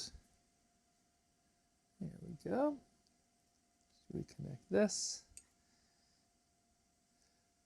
The stars are going to be especially fun. We are going to be putting some stars up there And the trick with stars, you just don't add too many. So I usually try to leave it to the last, just so I can know exactly how starry I need to make something. Add a little bit of dark here just to match those two. And there we go. I love this moody sky. Is one of my favorites right there. Okay. There's that. Let's do a touch of this, and now let's get some of those rocks in there. A little bit of brown, just a touch of purple, just enough to kind of give us a rock face. Up here, let's add a little bit of brown. There we go. And we'll just do a touch of purple right there. At some point, I'll take us out to the mountains here, and we'll actually do one of these in the wild. That would be especially appropriate for Protect Our Winters. This one's inspired by the wild. We'll get out there and we'll actually do one in the wild with Protect Our Winters. That would be kind of a cool thing to do this winter. Get a little bit of a rock face right there. Touch more of a rock face right here as well. There we go. Oh yeah, that's great. Perfect. And listen to audiobooks. Yeah, audiobooks, podcasts. Does anybody know No Such Thing as a Fish? It's so good. It's just like they're the researchers for QI, and they just have unbelievable facts. It's so good. It is like one of my favorite ones, and I learned so much. Okay, so we'll stick with this. Switching up. One more. Here we go. Oh wait, 1, 2, 3, 4. Oh yeah. We do this one more. This one, this troublemaker, who is not drawing nearly as much as I thought they might, but that's okay. This kind of some wild blooms within this, but I think it will work quite well, because that just kind of at this point that just sort of looks like this is like the cloud section.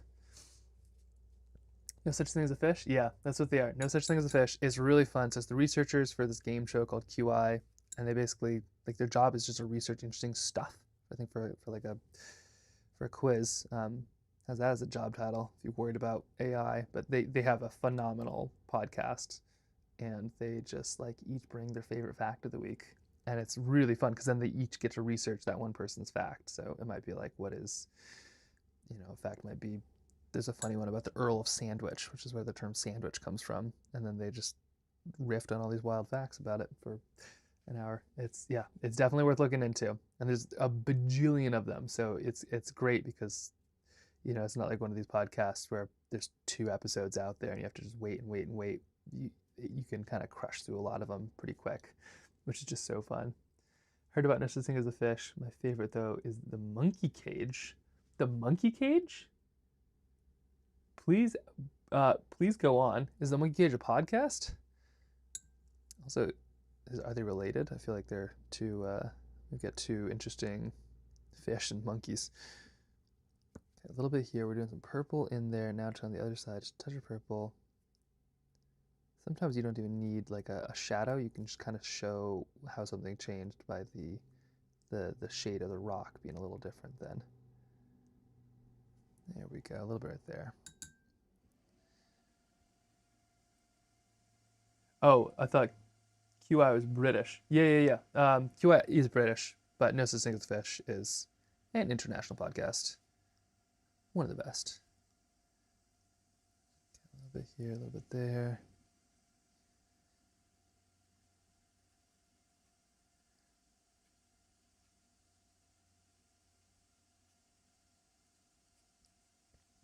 And let's add just a touch of some texture right down there just for fun. Maybe a little bit of the brown. There we go. Okay, there we are. And we'll be adding a lot of some trees and stuff into this in just 1 second. You'll see. Oh yeah, okay. So here we go.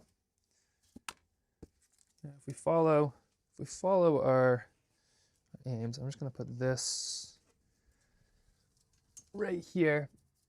Just putting it down there to kind of dry it off. Sometimes if you get like a lot of paint in there, it does take a while, especially with these really, really big paintings to kind of soak up.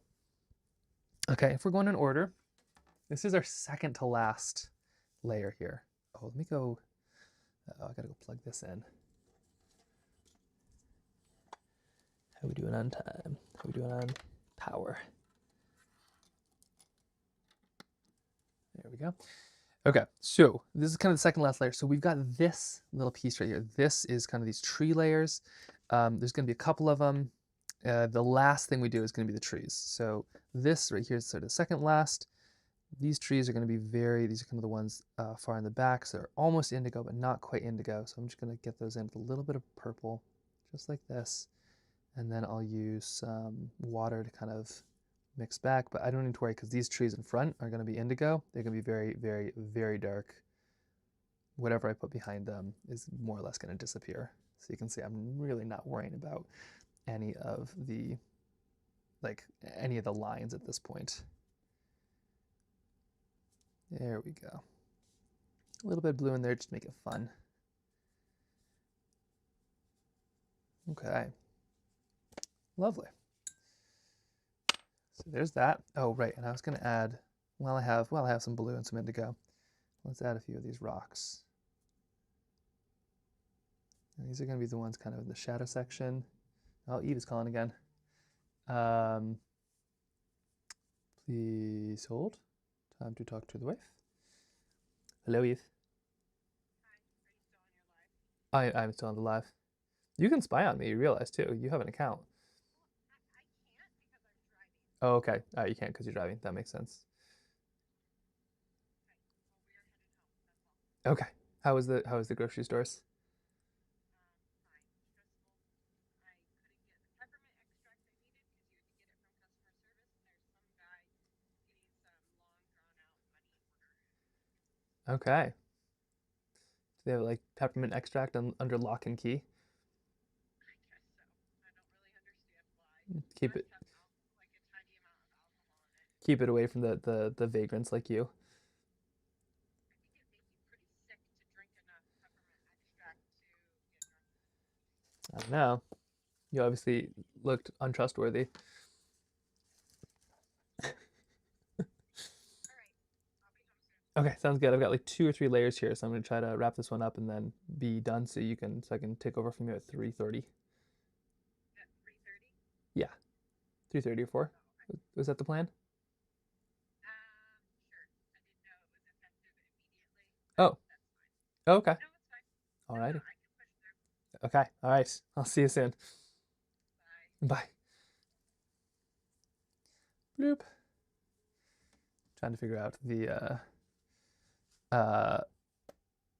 schedule for lives and stuff like that. So I think what we're gonna do is basically like Monday, Wednesday, Friday. I don't know. Is there like a good live schedule? I assume people are watching this while working. I assume like Twitch and live is just like a co-working space basically. But I'm trying to think of doing this like Monday, Wednesday, Friday. So basically shifting around trading days. But I guess it is in effect now. Okay. A little bit's going down.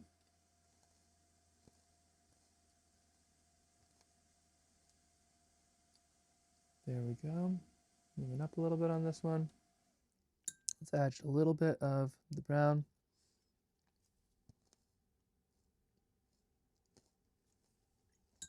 There we go. I probably should have lunch. I think I'm just going to push through on this one as well. But I will factor that in better later. I'm in the office Tuesday and Thursday, so it works for me. Interesting. Okay.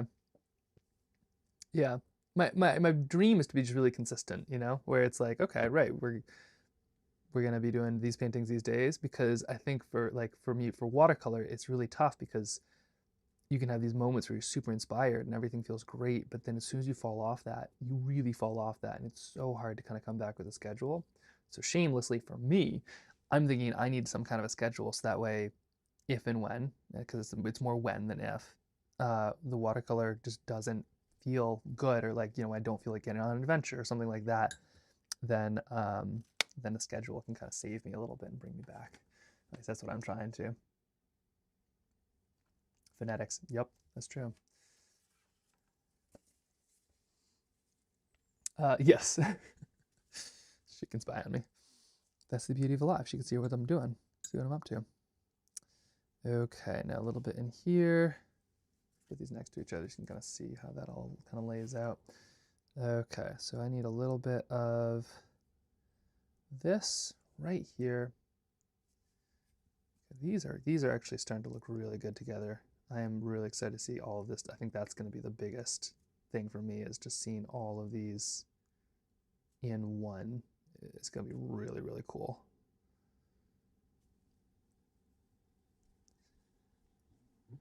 I can hear all the birds outside. The feeder wars have begun. I try not to feed birds during the summer just because I think they can kind of become habituated, or like where they're like, yep, this is where the food is always, and I don't need to migrate. But it's winter now, so if they haven't migrated already, I think they're fair game to be fed. Okay, a little bit here, a little bit there. Yeah, and we're in a neighborhood, so there's tons of other people to feed them too, I'm sure. Although I did meet somebody who raised Stellar Jays. Like, there are some Stellar Jay chicks, and they raised them by hand. I think they were going to die otherwise, and then released them, and then they live their natural lives out in the woods, but like also would come back and demand food and stuff. So they basically just her Stellar Jay, which is like the dream. Oh my gosh, could you imagine? Just like wild birds that are like deeply attached to you. But I guess they're super demanding as well. Okay, we're just gonna grab a little bit of the tissue paper. A couple of drops went awry, but if you catch them quick, they disappear instantly. Okay, we're just zipping through this stuff right here. I think this one goes here. There we go. We're moving. We're moving. Okay, these ones, oops, sorry. These ones gets a bit more complex. That's good there. So this, we're gonna have to kind of do a bit more of something. So I think this right here is gonna be sort of purpley. But I think at this point, like, we have trees that are actual colors. So let's start with purple over here. And then we're gonna move to like a blue or something like that. And then let's get them into kind of the tree color, so green. We have black spruce here. They are green, but they're also just like all kinds of other colors. They're really fun. We'll do some live paintings of birds too, just so nobody thinks I only do landscapes. We're gonna do it all. We're gonna do puffins. We're gonna do magpies. We're gonna do, I don't know what else we're gonna do. We're gonna do it. It's gonna be great. Painting all the birds. Okay. So here I'm just adding a lot of color because I kind of want that. Whoa, too much color. Don't want that. Okay, a little bit of blue up here. There we go.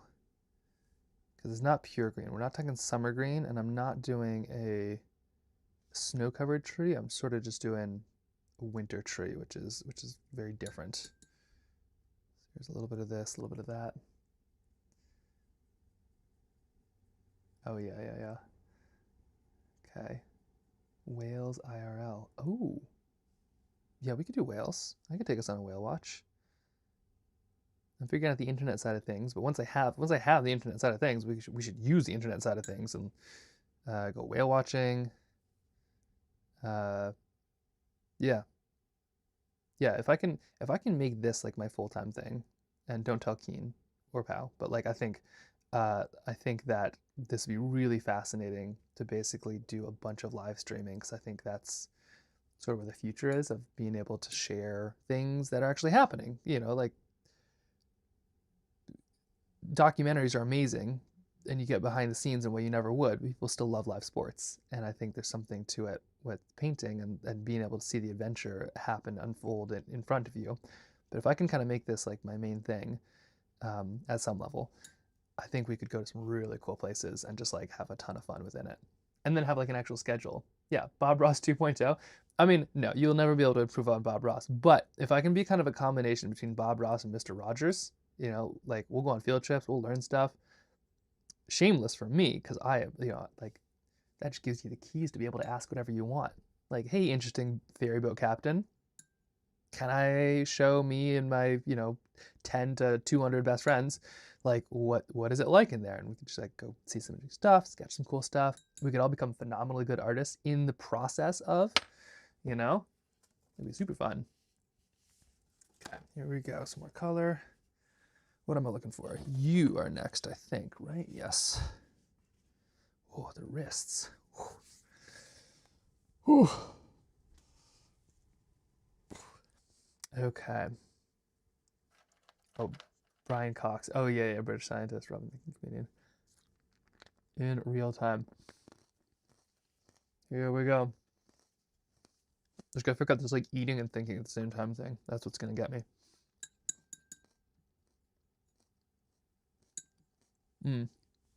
Forgot these pieces.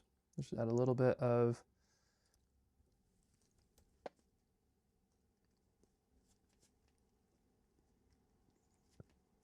touch of this in the back. There we go.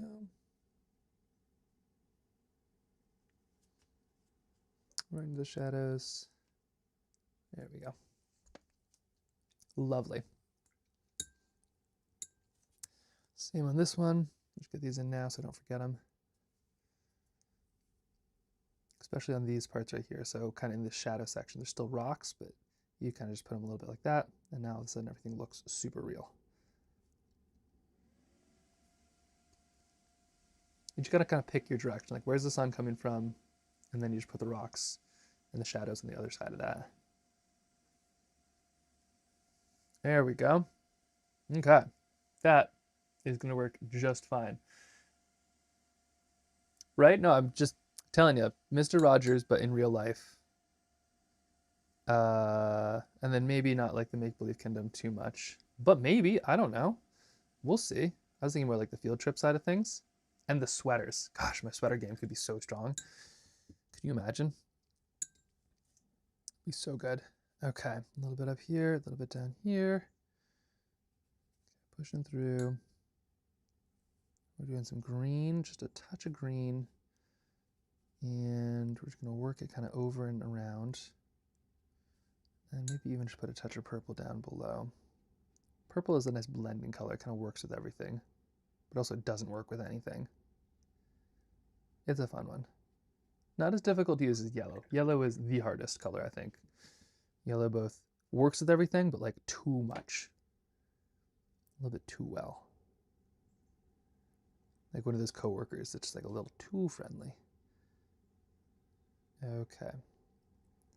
A little bit there, a little bit here. Just add a touch more blue, too much blue. And we're just gonna kind of move through on these trees, get these ones figured out. There we go. Touch over here, just scooting down. Perfect.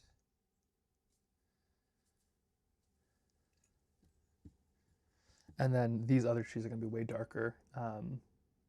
Yeah. Let me see. Yeah, we all know that person, right? Okay, a little bit of this purple now, kind of coming down. And there it is. Scoot around, we'll do a touch back here as well.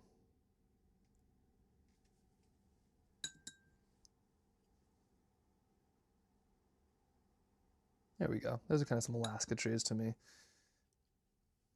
Are trees actually that color in real life? Probably not too much, but they are a lot brighter than they appear.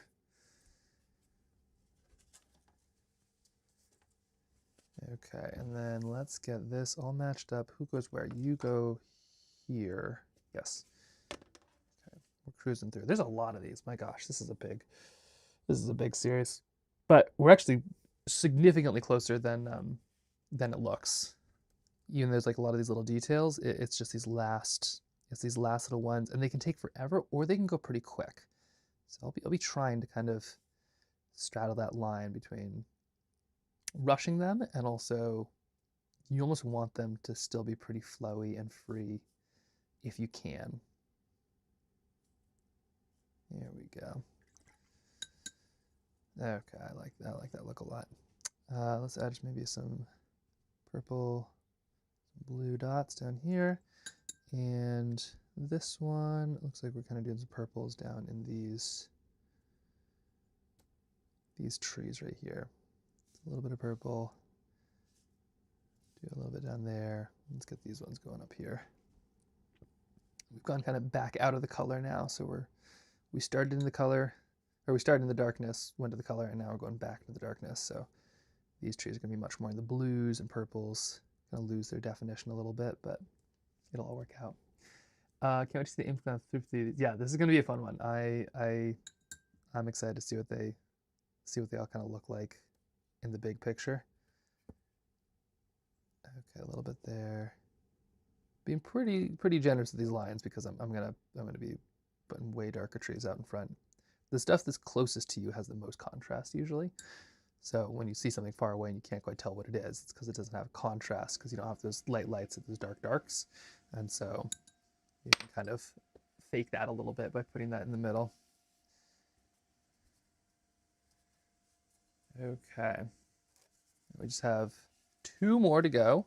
And then I think we're actually then we're on the last round, and there's 8, and then we're done. So here we go. Just keep the pace. We're gonna touch of this, a little blue, touch of blue.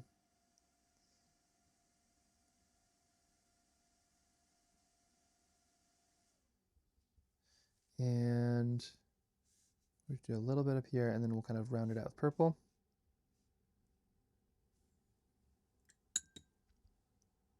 Just like that.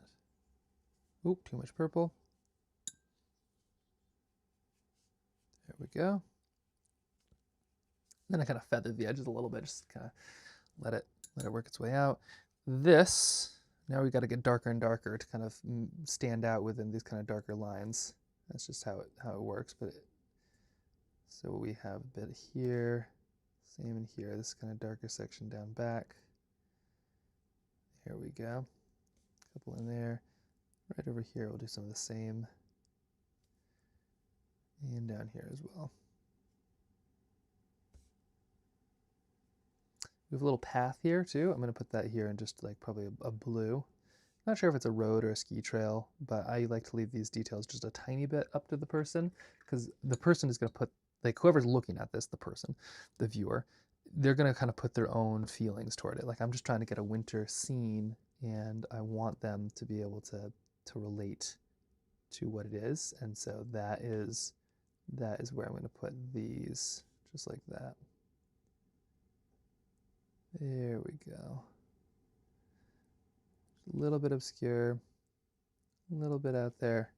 Could be a ski trail, could be the road to the ski trail, could be a river, but they'll be able to kind of feel it. And the cool thing is they're right, because I'm basing these off of feeling. I'm not basing these off of just, that. Did I start these on stream today? Not even 3 hours yet. Yeah. These. I mean, it is cruising. We are moving. We are moving at light speed. Also, why is this direction? Or oh no, am I? I am the problem. Am I the sideways? I am the sideways. Okay, sorry. Let me line this up. Okay, that's close. That's close. Put this here, and now I'll go grab the darkest one. Let's see if we're dry. Are we dry? Oh, we dry. So this is how thick this paper is. Look at this. It's kind of wild. But you kind of bend it, move it. It's very, very durable if you're looking for kind of adventure paper. This one can handle it. My normal adventure paper is a trail tile. So hold on. Is that a person or a bird? Somebody's knocking. Hey. Okay, all right, nope, no. Excuse me. Please don't. Okay, I love woodpeckers, but also I don't want holes in my studio. Okay, I'm gonna go chastise a woodpecker. Okay, so here, yeah, you cannot peck holes in the house. You peck holes in the tree. I'll find you a tree or something, but like don't, like holes beget holes, so like don't. Like there's still like a little test back here, a little test post. I think it's a nuthatch. I don't think it's a woodpecker yet, but there was one earlier. It was pretty funny. Okay, you right here. Let's get this going. We got one of these. This is the darkest one right here. One of these right here, and I'm just adding a couple little lines just to kind of bring these rocks together. I'm really trying to let this one kind of live by the, I really want this one kind of live by the texture. I really want these textures kind of stand out in particular, so I'm going to be pretty judicious in how I do this. A little bit there, and then I'll mix in the blue, and then the indigo, and then the dark. There we go, something like that. And then a little bit of these. That should do just fine. Maybe even a touch of some brown dots. There we go. Okay. And then, what are we messing with here? This looks like that is this color. Oh shoot, that should actually have been a little darker. I think for some reason I didn't go all the way on this one. So let's just add this in. Hearing complaints from the chickens now too. What is with the birds today? Woodpeckers have been wrecking columns of rocks. Oh no, yeah, it's they're destructive birds. I can't blame them either. Like, you know, that's your whole thing. Like we are in your life, so that's at some level fair on you, woodpeckers. But I will say, like the like even how they call for each other is hilarious. Like they'll call for other woodpeckers by basically making as loud of a peck as they can. And so a lot of times apparently they'll find tin roofs, which I think is what I have here, and they'll just smash it, just like bang, bang, bang, bang, bang, bang, bang. Which, you know, for tons and tons of time. So for people with cabins with a tin roof, apparently it can be like a real drag, so to speak. What's the cosmetic with the back porch? Not too worried yet. Yeah. I would say it's like, I don't want to peck holes because I don't want bugs to come into those holes, but I guess like the whole point of them pecking holes is to go eat the bugs. So like maybe it's sort of a self-healing problem. Not totally sure. At least if it's going to peck holes, I'm going to go make friends with it and sketch it a bunch, and then I can afford to put up new housing if I need to. Okay, so that's good enough for right now. We'll leave that. Okay, ready? We're about to do the final push here. Okay, stretch it out, watercolor stretches. There we go. And so if you want to see on the example here, so this is what we're looking at. So we've kind of done this. Now we're just going to add some stars. We're going to kind of put this dark layer of trees in front and then just kind of fill it out in full. So here we go. Can I touch my toes? No. I mean, physically, no. We're gonna show, but I'm not showing this in frame. Oh boy. Oh no. All right, we're like a solid foot away.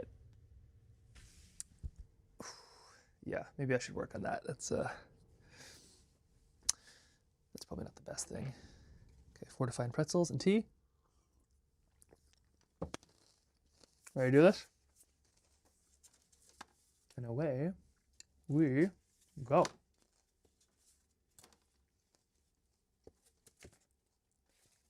Okay, Benson shape. So, stars. Let's talk stars. Let's eat pretzels and then talk stars.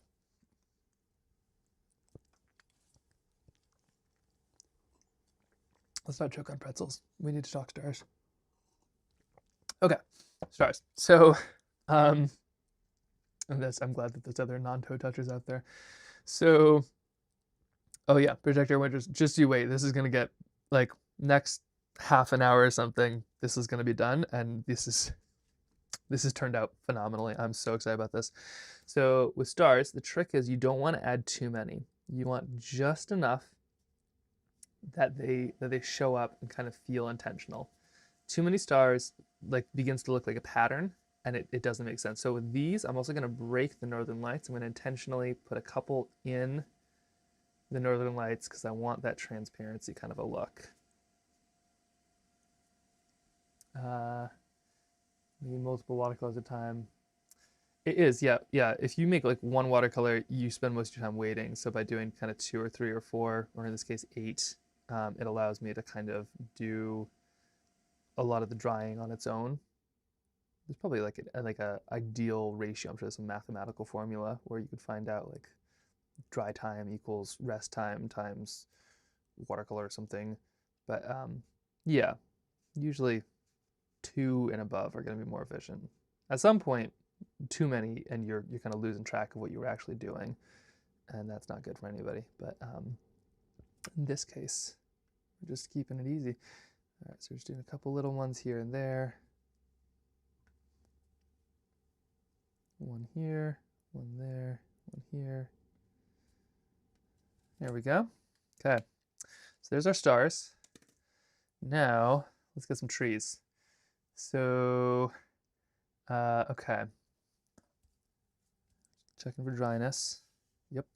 Okay, so for these trees, I'm going to put a little bit of water down below, and then we're just going to go basically pure indigo. These are night trees. These don't have a lot of definition, but I don't want them just like black. I don't want them, I want them to have a little bit of shape, a little bit of texture, a little bit of bushiness. Okay, here we go. So we got a little slurry of indigo and all the rest. So we're going to kind of work our way up.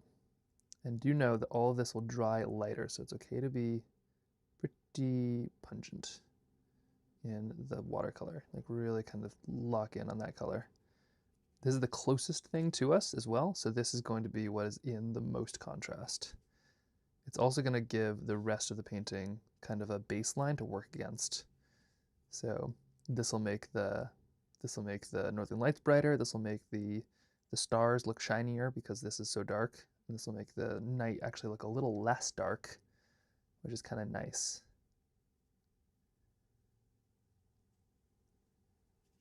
Okay, there we go.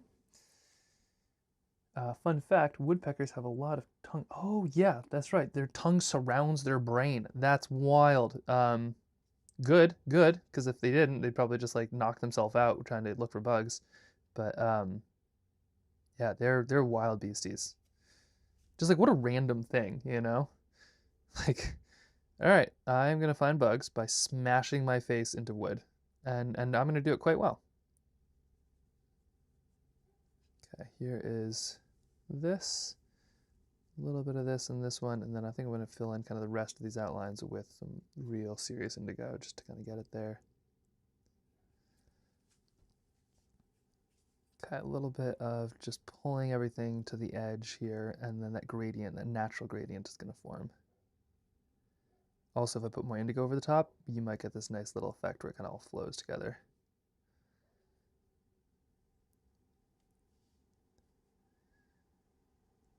All right, there is that. Okay. Here we go. So this is just pure indigo more or less. And so we're adding a little bit over to the top. Just kind of trying to get our shape down. Oh yeah, that's working just great. I do really love how that kind of accents the rest of everything. Like this being so dark makes everything else look so, I don't know, like kind of moonlit a little bit. Nature is whack in the good ways and the whack ways. Okay, a little bit down here, right over there.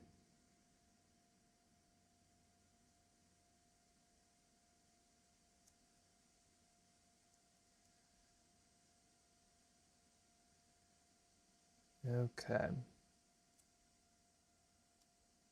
I'll just add a little bit here, just like that. Perfect. But yeah, this one's for Protect Our Winters. Hopefully doing some fun stuff. The athletes on the Protect Our Winters team are super cool, like a lot of good friends. And my hope is to do some fun watercolor adventures with them because they all like know glacier travel and wild stuff like that. So they can get to these really crazy places because they're, they like live in winter. And so my hope is that it'd be really fun to do some lives with them and just, go to some of these places, and then maybe I could learn a little bit about like how to cross a glacier, or, what permafrost is. And then in exchange, I could teach them some watercolor stuff, and then maybe they could capture these things in different ways. But like, yeah, there's some really cool people. Even the person who started Protected Winters, Jeremy, he's a painter as well. Or at least a sketcher. He has some amazing sketchbooks. I love, love, love people that kind of put their ideas down in sketchbooks, just like especially seeing where they're going. It's like this amazing record of everything. And he has some really neat ones. Okay, there we go. So that is one done. There we are. Check. 7 to go. Here we are. So I'm just gonna go scoot that one right next to us. Let's jump into this one right here, and we'll see. We'll kind of start to get the first glimpses of what this is all gonna look like together. Okay, love the idea. Yeah, I'll track some down. There's some really like my friend Vanessa. She works with Pal. She's super cool. She's a really cool biker and climber. She does everything. She's a really cool filmmaker too. And yeah, we talked about doing some fun adventures forever. She comes up to Alaska occasionally, or Danny, or Donnie, or Alex, who lives here. We actually just made a film together. That's the one that we're going to Kendall for. Okay, little bits of stars, and then the stars. We will actually add stars kind of far out into the dawn. So we'll have a few kind of little stars here or there. There we go. Just a couple, just enough. 1, 2, 3. Here we go. Little kind of clusters. Okay, and then we're gonna bring this in. Oh, it would make a fun documentary. I think so. Yeah, definitely. I mean, it's just, that's what I love about the outdoors so much, is like, it's like, you know that story Stone Soup? I always use this as an example, and nobody knows what I'm talking about. Everybody's like, just like, what, stone what? But okay, so the story Stone Soup, basically this like stranger walks into town and he's like, hey, can I have anything to eat? And everybody's like, nope, I don't have anything to eat, or share. And he's like, all right. And then he's like, well, I'm going to go make stone soup. So he goes to like a giant public cauldron, because I guess that was a thing. And he is, he takes a smooth stone out of his pocket, goes up to this cauldron and fills it with water, and drops this smooth stone in to make stone soup. And everybody's like, what are you doing? You can't make soup from a stone.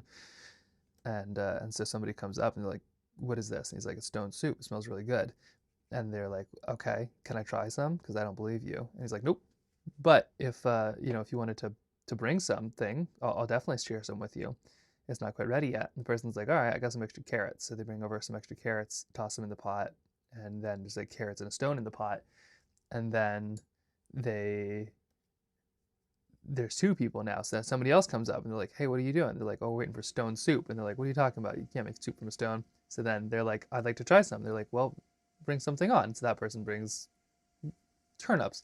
Anyway, it goes until the entire village basically each bring a little ingredient, and then that ingredient turns out to be, the stuff that makes the soup, and they eat it, and it's delicious because it's got like carrots and turnips and all kinds of yummy stuff in there. And then at the end of the day, the dude polishes off the stone and walks off to the next village to theoretically do it again. And I feel like that's kind of the outdoors, where it's like they're intrinsically pretty, basically tricks them into making a feast. Actually, yeah, that is it's saying that out loud is kind of a tricky story. But I find like the outdoors is kind of like that, where somebody's like, oh, I don't like the outdoors, I don't like the mountains. And it's like, okay, you know, bring the ingredients that you like to them, and it'll be a magical thing. So you might not like the mountains, but maybe you like watercolor. All of a sudden you'll like the mountains with watercolor in them.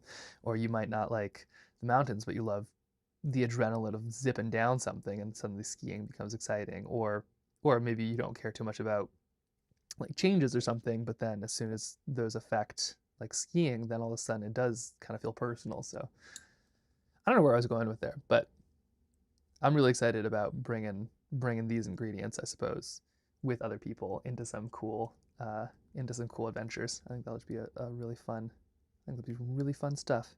And I figured out how to do it with the GoPro yesterday, so I can now take this and us into the cold once I have decent internet and connection. So it's gonna happen. Okay, here's this. We're just gonna add a touch more of the indigo, just to kind of really bring this tree in particular home. We'll do something like that. There we go. And ba-ba-boom. There we go. Ta-da! Okay, so here's number 2. Done. Put this one over here, and then we'll check them all out here in just a second, which is gonna be really fun. Okay, over here, we're gonna add just a little bit more stars, and then we're almost done with stars for this spot. Okay, 1 little star, 2 little stars, 1 over here,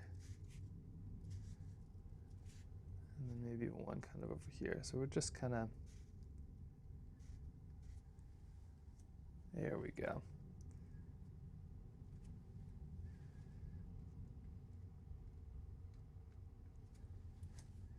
Okay, so here's this one, and now a dock of a skier, a mountain biker doing the same thing in opposite season. Oh yeah, that'd be kind of wild. That'd be a really interesting one, actually. Okay, so here we go. Now we're gonna kind of start to bring in some color with this, so we need a little bit of something that's slightly different. We're just gonna work this way to this way, because I think, yeah, we're gonna add kind of some blues. Whoa, that was close. We're gonna add some big blues. That's going to be kind of our base color, not indigo. And I might even start adding a little bit of greens in here too. But I'm gonna get them dark as well. So we're gonna kind of go from here to blue.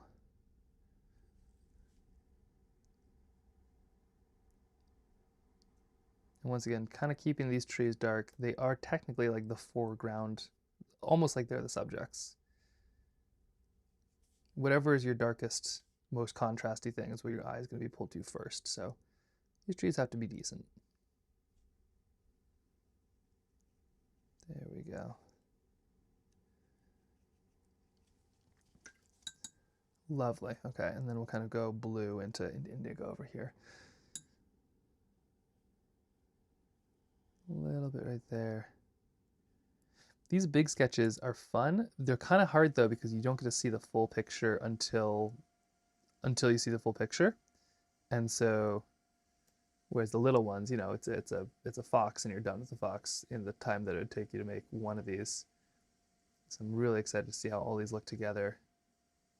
But we're so close. It kind of feels far away. A little bit of blue, just moving it. Scoot it up and over. Maybe some purple in there too, maybe. Nope, that was indigo. They all look the same. There we go. Here's the purple. I swear I'm not colorblind. I think they're just like dark pigments. Okay, here is the purple right there. And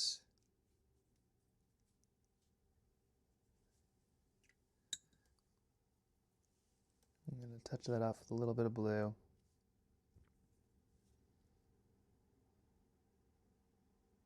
There we are. Sorry, the words will get more and more sparse. I feel like these are kind of the concentrated moments where it's like, okay, don't mess this up. Don't mess this up. We just have little tiny treetops right there. That's all we need.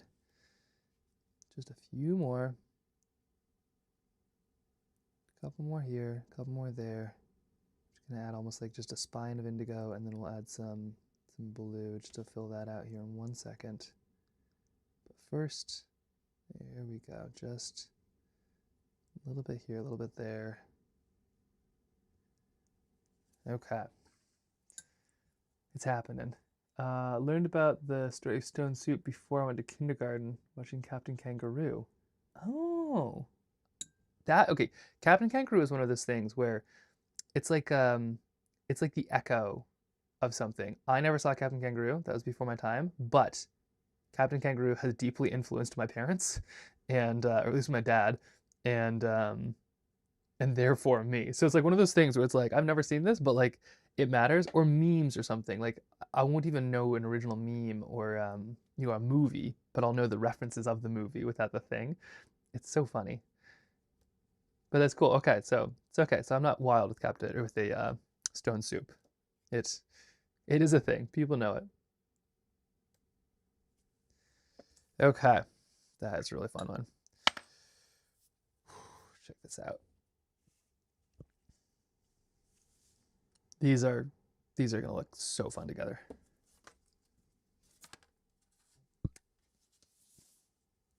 Okay, there's this one, there's this one. Which one of you two is next? I believe it is this. Here we go. Are we missing one? Oh yeah, no, there's just two stacked. Okay, here we are. We're making moves here. It's happening. A little bit of these trees now, and then we're gonna add a little bird over there here in just 1 second as well. So we're gonna start with a little bit of this blue. That's kind of our base color. And the edge of the tree is just a little bit darker. That's just how it's working. So here we go, a little bit of blue, a little bit of green. And let's get into that dark blue. It's a little bit going down here, just like that.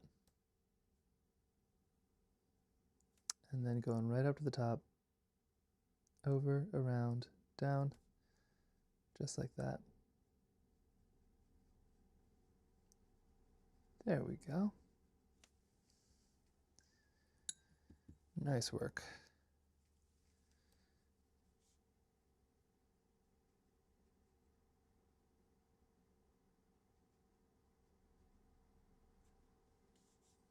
A little bit more. Sorry, the words. I feel like the words per minute really showcase how much brain power goes into my fingers at this moment. Like these are definitely like some of the most crucial strokes in a painting, and I feel like it's like I forget to breathe. Actually, I do find myself holding my breath in a lot of these. Okay, yeah, it's great. Yeah, Bob Ross probably did the same thing. Those little moments. There we go. Woo! Okay. Oh, this is coming together. Okay. Sore hands. I think it's because I went kicksledding yesterday. All right, a little bit of the same in here. We got a bit of green. We're just gonna work our way up. We're gonna scoot around. Piece here, piece there. A little bit in the blue. And there it is. Maybe a touch of purple, just for fun. Don't overthink it, but purple and green is wonderful. Not enough people appreciate it. It is. Everybody's just like, they always touch on the complementary colors. So they'll be like, purple next to yellow, green next to red, which is cool. But the kind of side step into these two, it's a slant rhyme of a color, and it's wonderful. There we go. Just a little bit in there. Okay, should we put our little bird in there? I think I'm gonna do that last. I think I'm gonna put the little bird in like last. But we now have 3. Check. This one right here.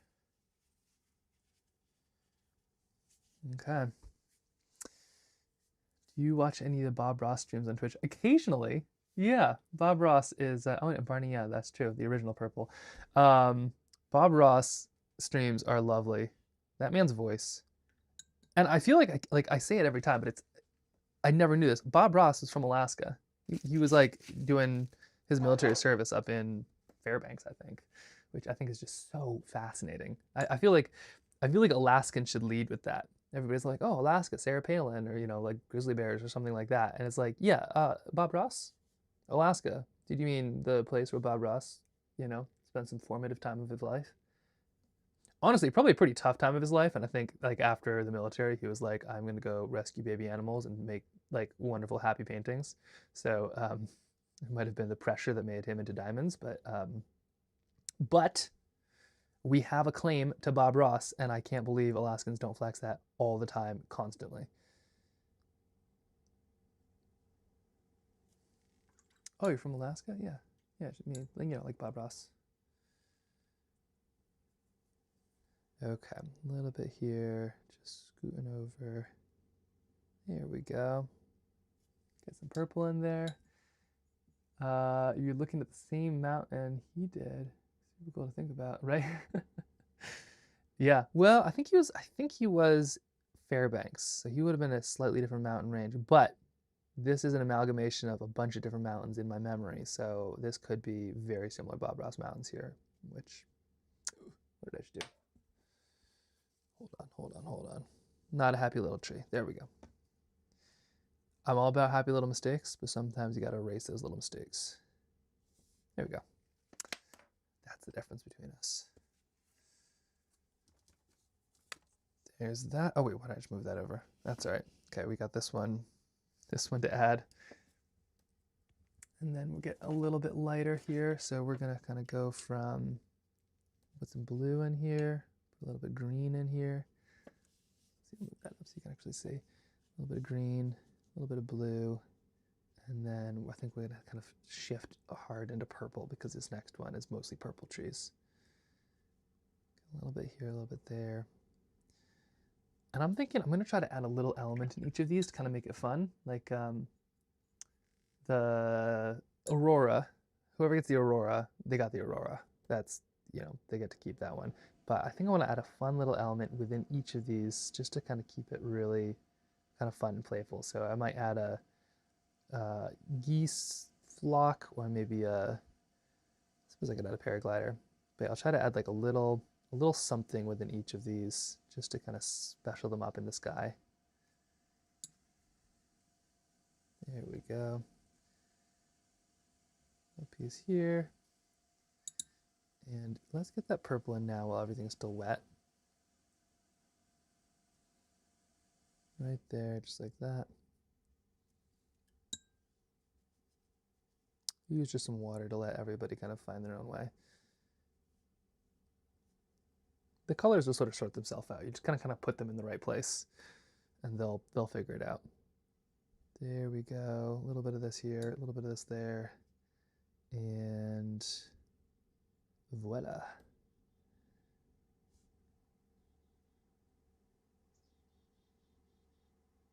There is,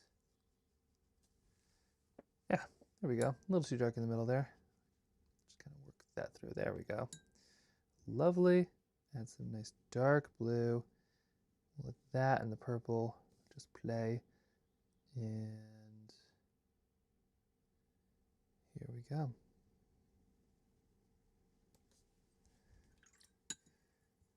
How fun is that? I feel like something, yeah, a really unique one.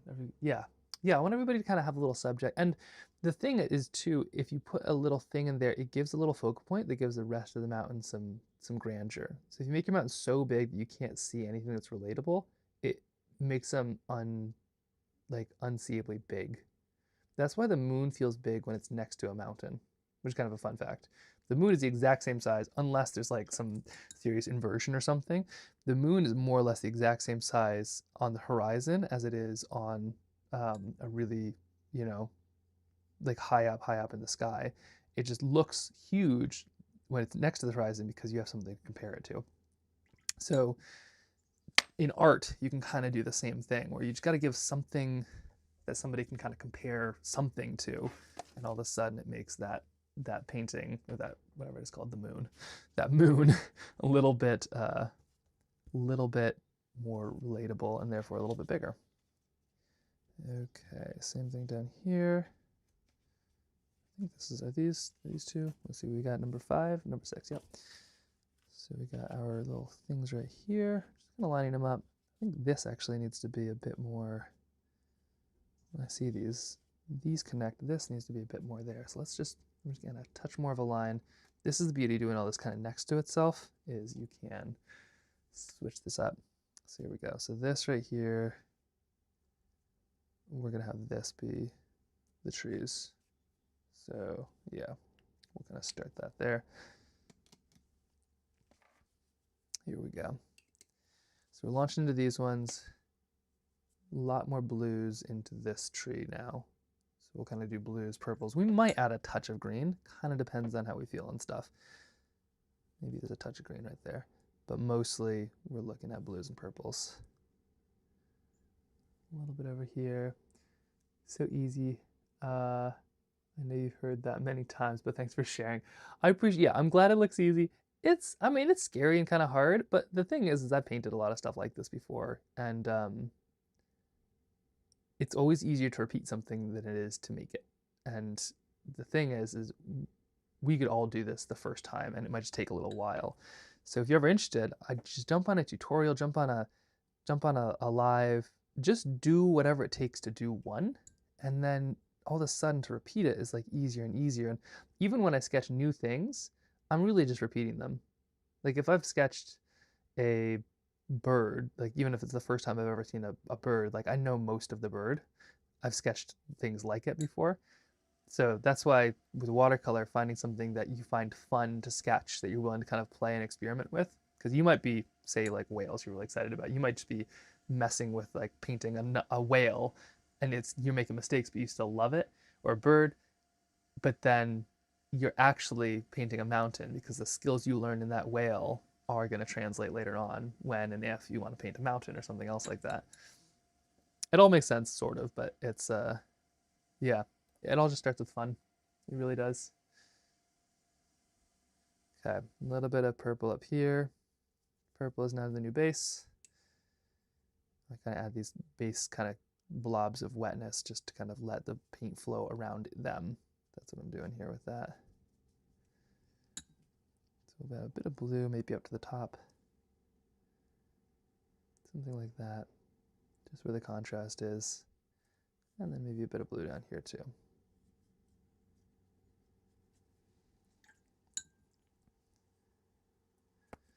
Maybe a touch more green just to see what happens. You can always kind of hide it.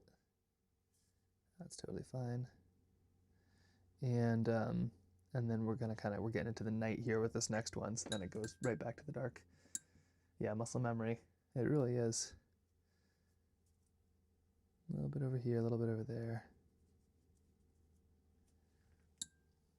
Okay. So as these kind of scoot, we'll add just a touch here. There we go, some contrast. Any chance these will be on the Trailbound site? Oh, any chance these will become a tutorial on the Trailbound site? I think this will just exist on YouTube, but I could definitely do a smaller version. This is pretty huge. These are like high risk, massive, kind of moving fast to try and make it happen. But you can always follow along with this. We'll try to do some more like this on the Trailbound site. Maybe even like a big triptych or something like that could be kind of fun. Break it down, sketch by sketch, and kind of show people this style a little bit. What I'd really like to do is just take you out into the mountains so you can see this stuff for yourself. It's hard to do because you got to kind of paint pretty fast, just because of because of how fast the light changes. By the time you're done with your painting, the light is usually, you're like, by the time you're done with this one, the light is like way further down the chain. But it's really fun. It's really fun to do. Sometimes, actually, a lot of times it's miserable. Sorry, I take that back. It's really cool. It's really cool to do. Sometimes it is type 2, type 3, type 4 fun. Okay, a little bit here. Let's do some blues. Work right into it. We are so close to there. We are almost finished with this.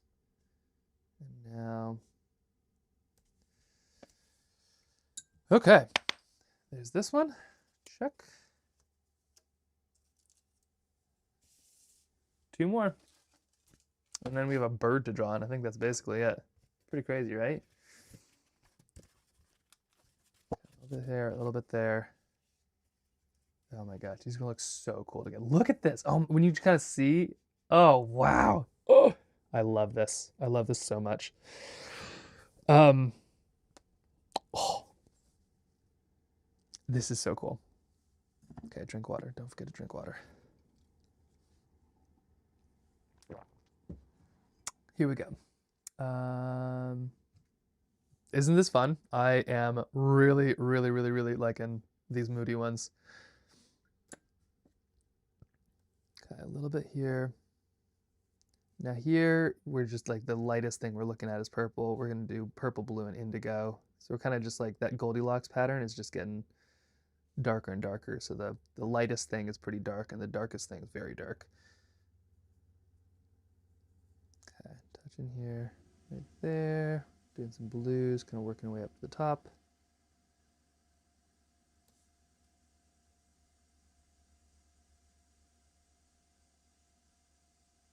There's that. Coming down.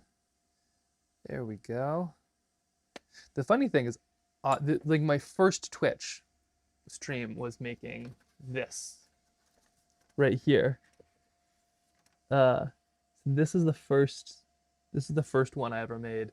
And so my plan is like, oh, I'm gonna make this little one and then I'll make this big one. And things have just been so busy and so wild and so crazy. I have not had a chance until now to be able to do it, and just seeing how far things have progressed.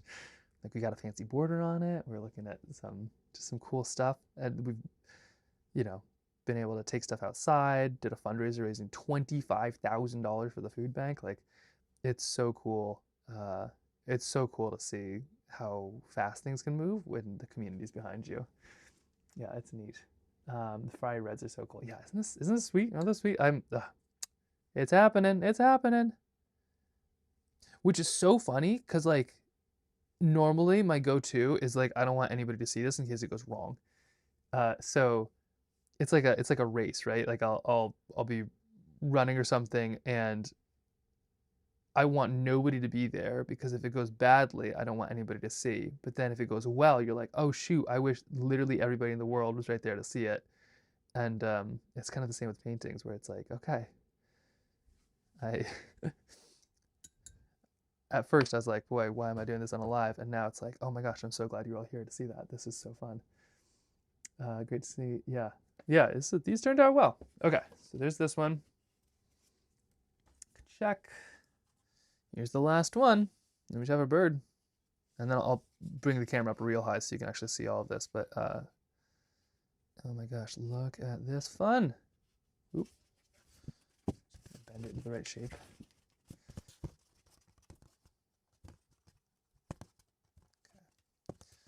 Well, you gotta be kind of gentle, but you can also be a little bit forceful.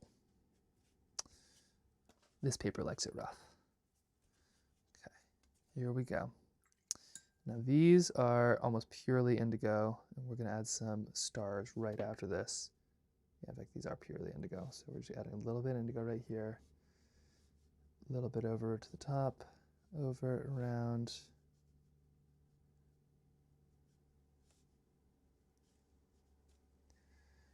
And adding some water to kind of cut it. I don't know a whole lot about whiskey, but from what I understand, if you add just like a little drop of water to whiskey, it makes a big difference. Watercolor is kind of the same.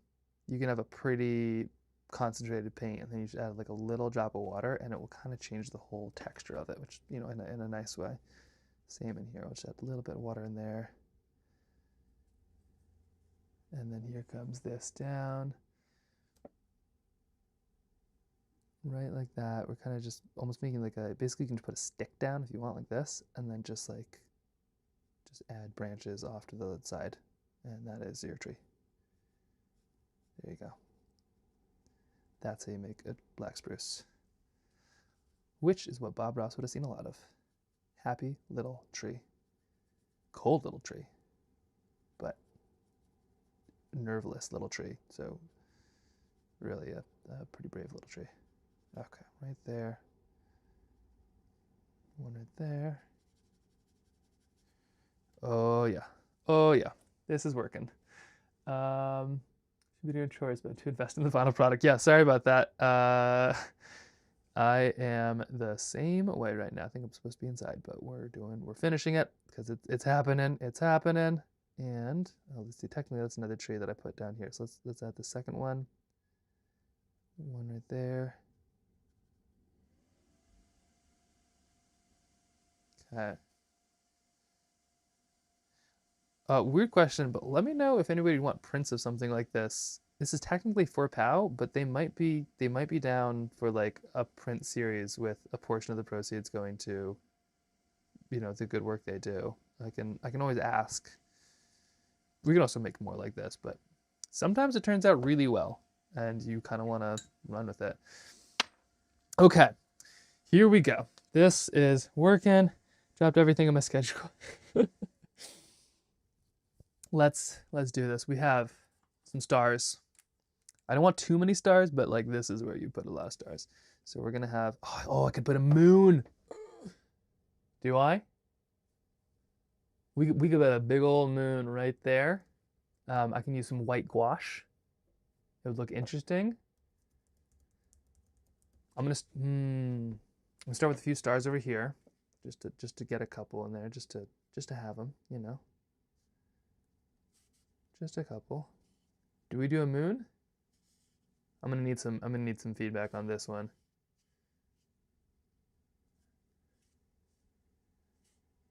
Okay, a couple stars, kind of especially down by the horizon. Yeah, moon.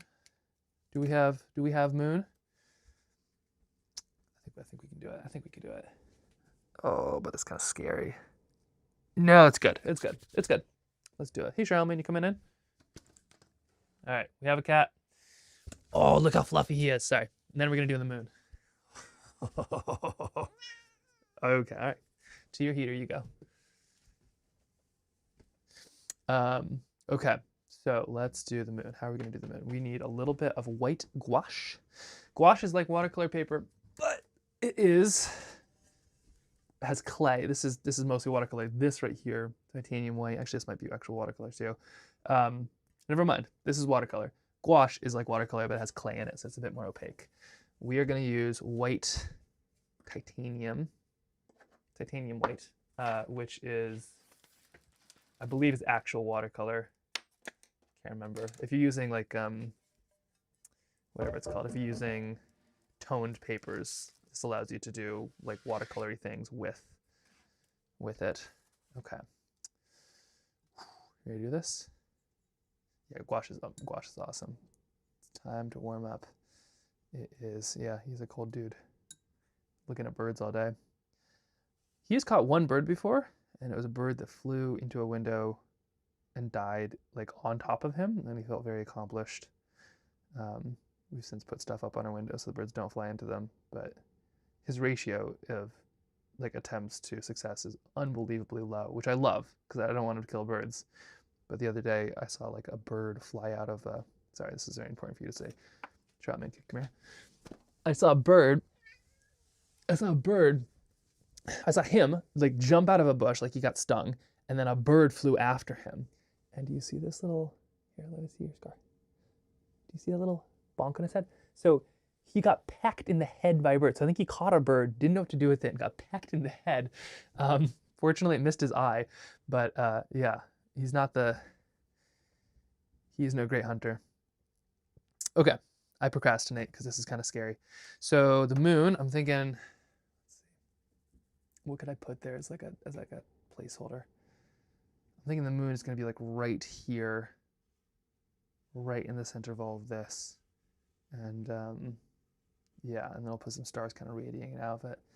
Okay, here we go. I explained it like the difference between watercolor and, yeah, exactly. Yeah, watercolor is kind of opaque.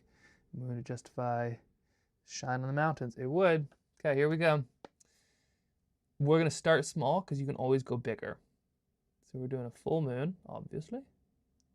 This is opaque watercolor, so we're going to do something like this. The nice thing is you can add more water and it will likely kind of mostly stay. You'll see as I kind of mess up, you kind of go bigger and bigger and bigger and bigger. There we go. I'm just trying to kind of freehand a circle as best as I can. I'm trying to get above it as much as I can too, because if you're from the side, it'll sort of slant on you. Like it'll look like it's the right, and then you see it straight on, and it won't quite be there. Okay, so this is the right shape. Now we just go back in, get a bit more concentrated water, and we should just be able to touch this. There we go. We should be able to touch this, and it will reconnect because it's water, right? Because it's going back into the shape of where the water is because of capillary action, and or if you are British, capillary action. And there we go. So there's our moon. And in 1 second, that's going to dry just a little bit, and we're going to put another little blop, like a really concentrated blop, kind of, honestly, toward the bottom, I think, because the moon, the moon is, it's like shining from all directions at once, because it's just what the sun is hitting. There we go. So there is our moon. If we need, we can always put another layer on top of it. Oh yeah, I'm liking this. Okay, is that round enough? Yeah, that's round enough. That's doing it. Okay, and we'll put a little bit more there soon, but let's start by adding just a couple stars around the edges. A couple little stars around the edges. There's one. Hey, work with me here. Don't be doing this now. There we go. Okay, a little bit there. Full moon, always. Well, not always. Full moon because I painted a circle and it'd be hard to undo it now. A little bit there. Gotta watch out, make sure that this wasn't wet. Fortunately, it wasn't. Otherwise, I would have just absolutely smudged those trees all over the place. Put some stars. The irony is that stars would not be actually out as brightly if there was a full moon. The full moon kind of washes out stars and auroras and things like that. But what we're kind of just trying to show is all of this bits. Okay, a little bit up here, a little bit over here.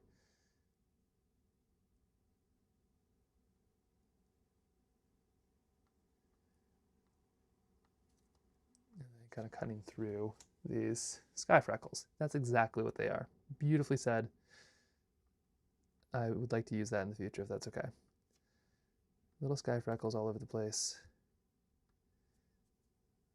1, 2, and we're gonna avoid the sky ones too much because we kind of want it where, there we go. And I'm actually gonna add quite a few because I do really want that kind of very starry sky look. I'm gonna put them in little clusters, but I'll still add quite a bit. There we go. Okay. Ooh, here we go. We're just cruising here. Night sky. We have a lot of night here in Alaska. It's definitely a big part of adventures. If you come back at any time of night. There we go.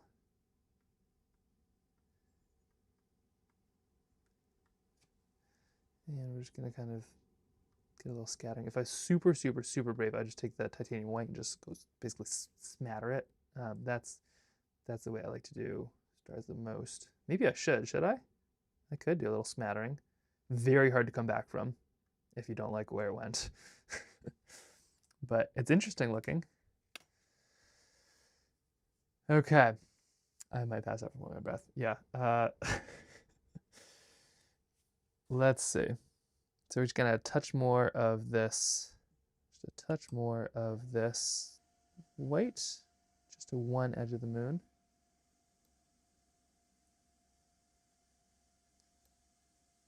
And it's not perfectly white because it's picking up some of that indigo from below, but that's actually kind of cool. We kind of want that. There we go. Normally the only white you have is just the paper. You can put mask on too, which is basically where everything you painted would be kind of disappeared, but this is a kind of a nice medium ground, I think.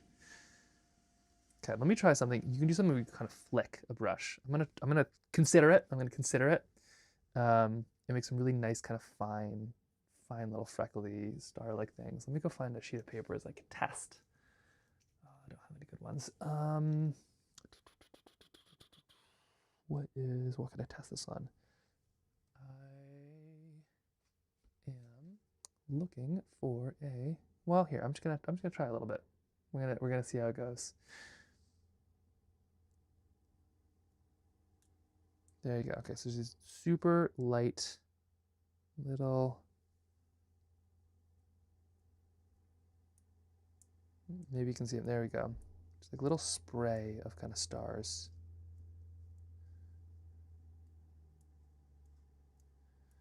There we go. Hello. Oh, lunch? What? Thank you. Oh my gosh. Oh, whoa, ramen lunch? Whoa, whoa, whoa, whoa. Good luck eating that. Thank you. Oh, check this out. Look at this. Oh, wait, hold on. Sorry, this is dangerous, but look at this. Look at that. Look at this. She's the best. Oh my gosh, what a fancy ramen. My sister got us like a little ramen card cookbook thing. Okay, we are about to be very done with watercolors very fast here. There's ramen to eat. Okay. We're just gonna do a little bit of this, trying to get titanium white and ramen. There we go, okay. And I'm just kind of spattering this. Actually, I'm liking this look. It kind of breaks up the stars just a little bit. Sort of nice. Yeah, that's good. That's good. Okay. I'm really liking it. And then I'm gonna quickly move this over to the side. Oh yeah, this is like the best ramen I've smelled maybe ever. This is like fancy ramen. Okay, and then I'm gonna do a couple over here, just to kind of, because my stars are almost a little too uniform. A little bit up here, a little bit down here. There we go. And one more right here. Do I need to show you all how all this sticks together first, or do I need to eat my ramen while it's hot?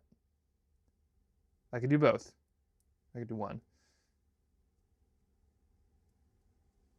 There we go. Okay. Food motivated. Very food motivated. Whoa. Don't drop stuff in the yummy ramen. Okay, I'm just going to move these water things out of the way. Not tossing them outside. I've learned my lesson. I'll do the bird later, but here, let me show you this, and then I'm gonna eat my ramen. Okay, here we go, because I know a lot of people have been waiting, potentially waiting. Okay, how do I do this? I am,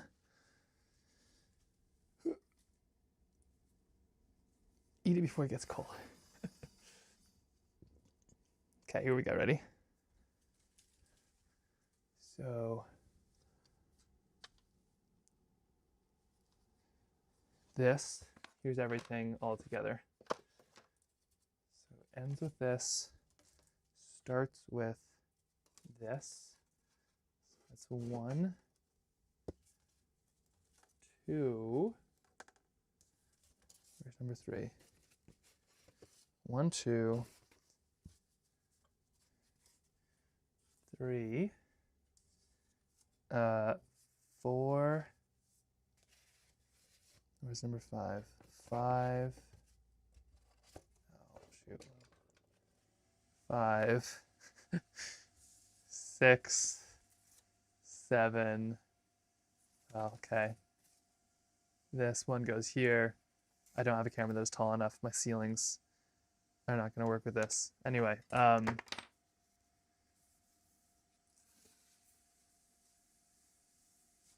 right here.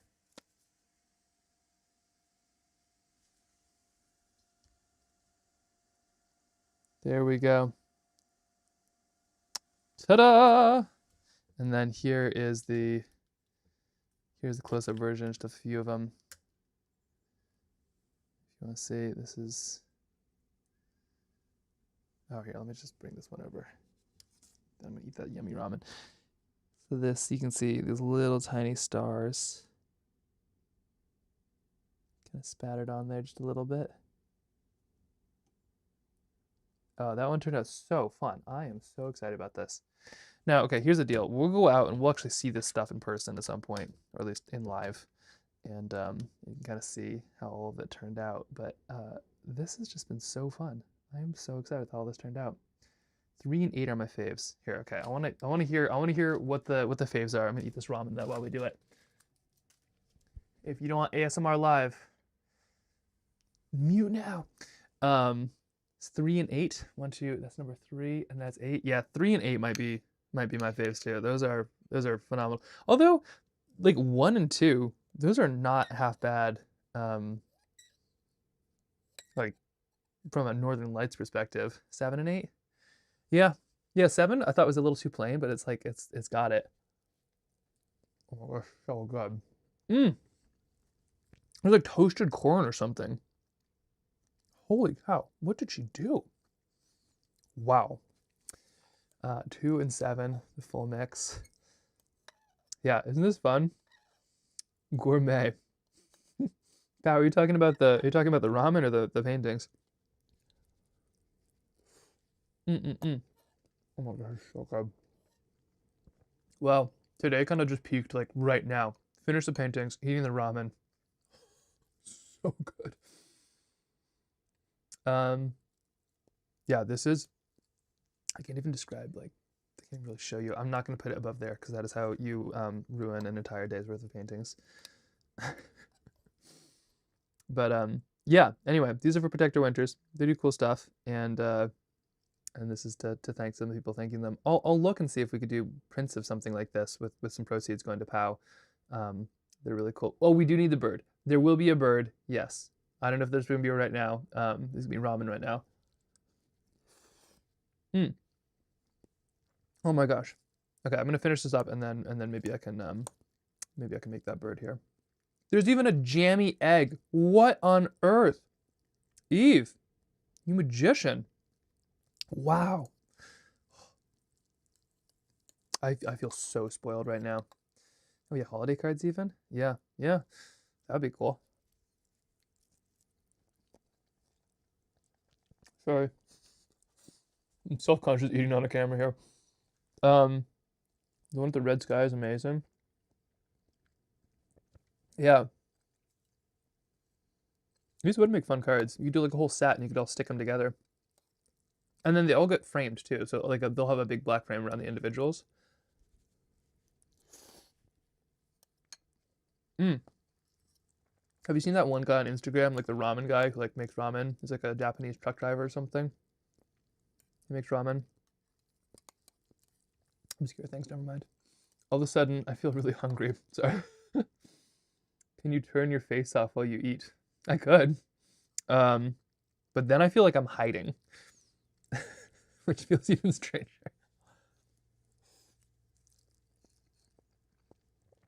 Yeah, gosh, this is so tasty. I'm really excited about this. See all of them out loud too, like all together. I think that'll be really, really fascinating.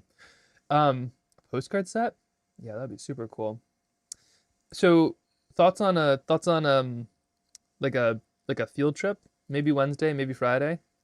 I was thinking I could take everybody via kick sled if we have weather still or cold weather.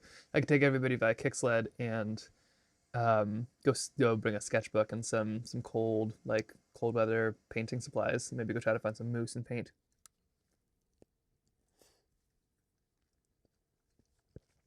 And then on Monday, field trips are good. Okay, great. On Monday, I'm flying to England, and I am going to experience the U.S. air traffic system. So I have a 7-hour layover in Portland. So my plan is to potentially live stream the entire 7-hour layover, and I'm not going to leave the airport, but I was thinking I might hide like paintings in the airport and see if anybody finds them, in case anybody else is stuck there.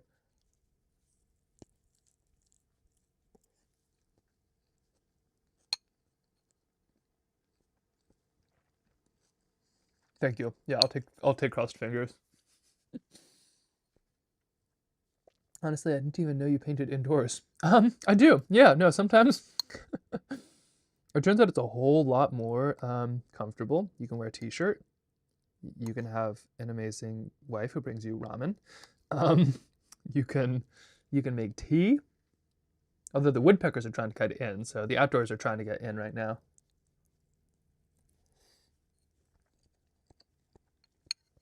Monday or Wednesday would be good. Okay. Maybe I'll try Wednesday. We'll see. There's a lot going on, but But this is done, so that's really exciting. Oh my gosh. Sorry, this might be the highlight. That's a cool set of paintings, but I would honestly trade most of those for a bowl of this ramen.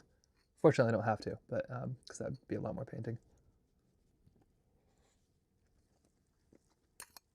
The funny thing is the chickens love nothing more than ramen. They love noodles. Oh, okay. Eve. Kip says he wants to have lunch with Dada. So, wait. He wants to have lunch with Dada. So we are watching. Hi, Kip. They're like 40 feet away. That's hilarious. Well, I might go finish this lunch with those two then. I will put a bird in, I swear. I'll take a picture of it. I'll show you during the next live. And or I'll put it on Instagram.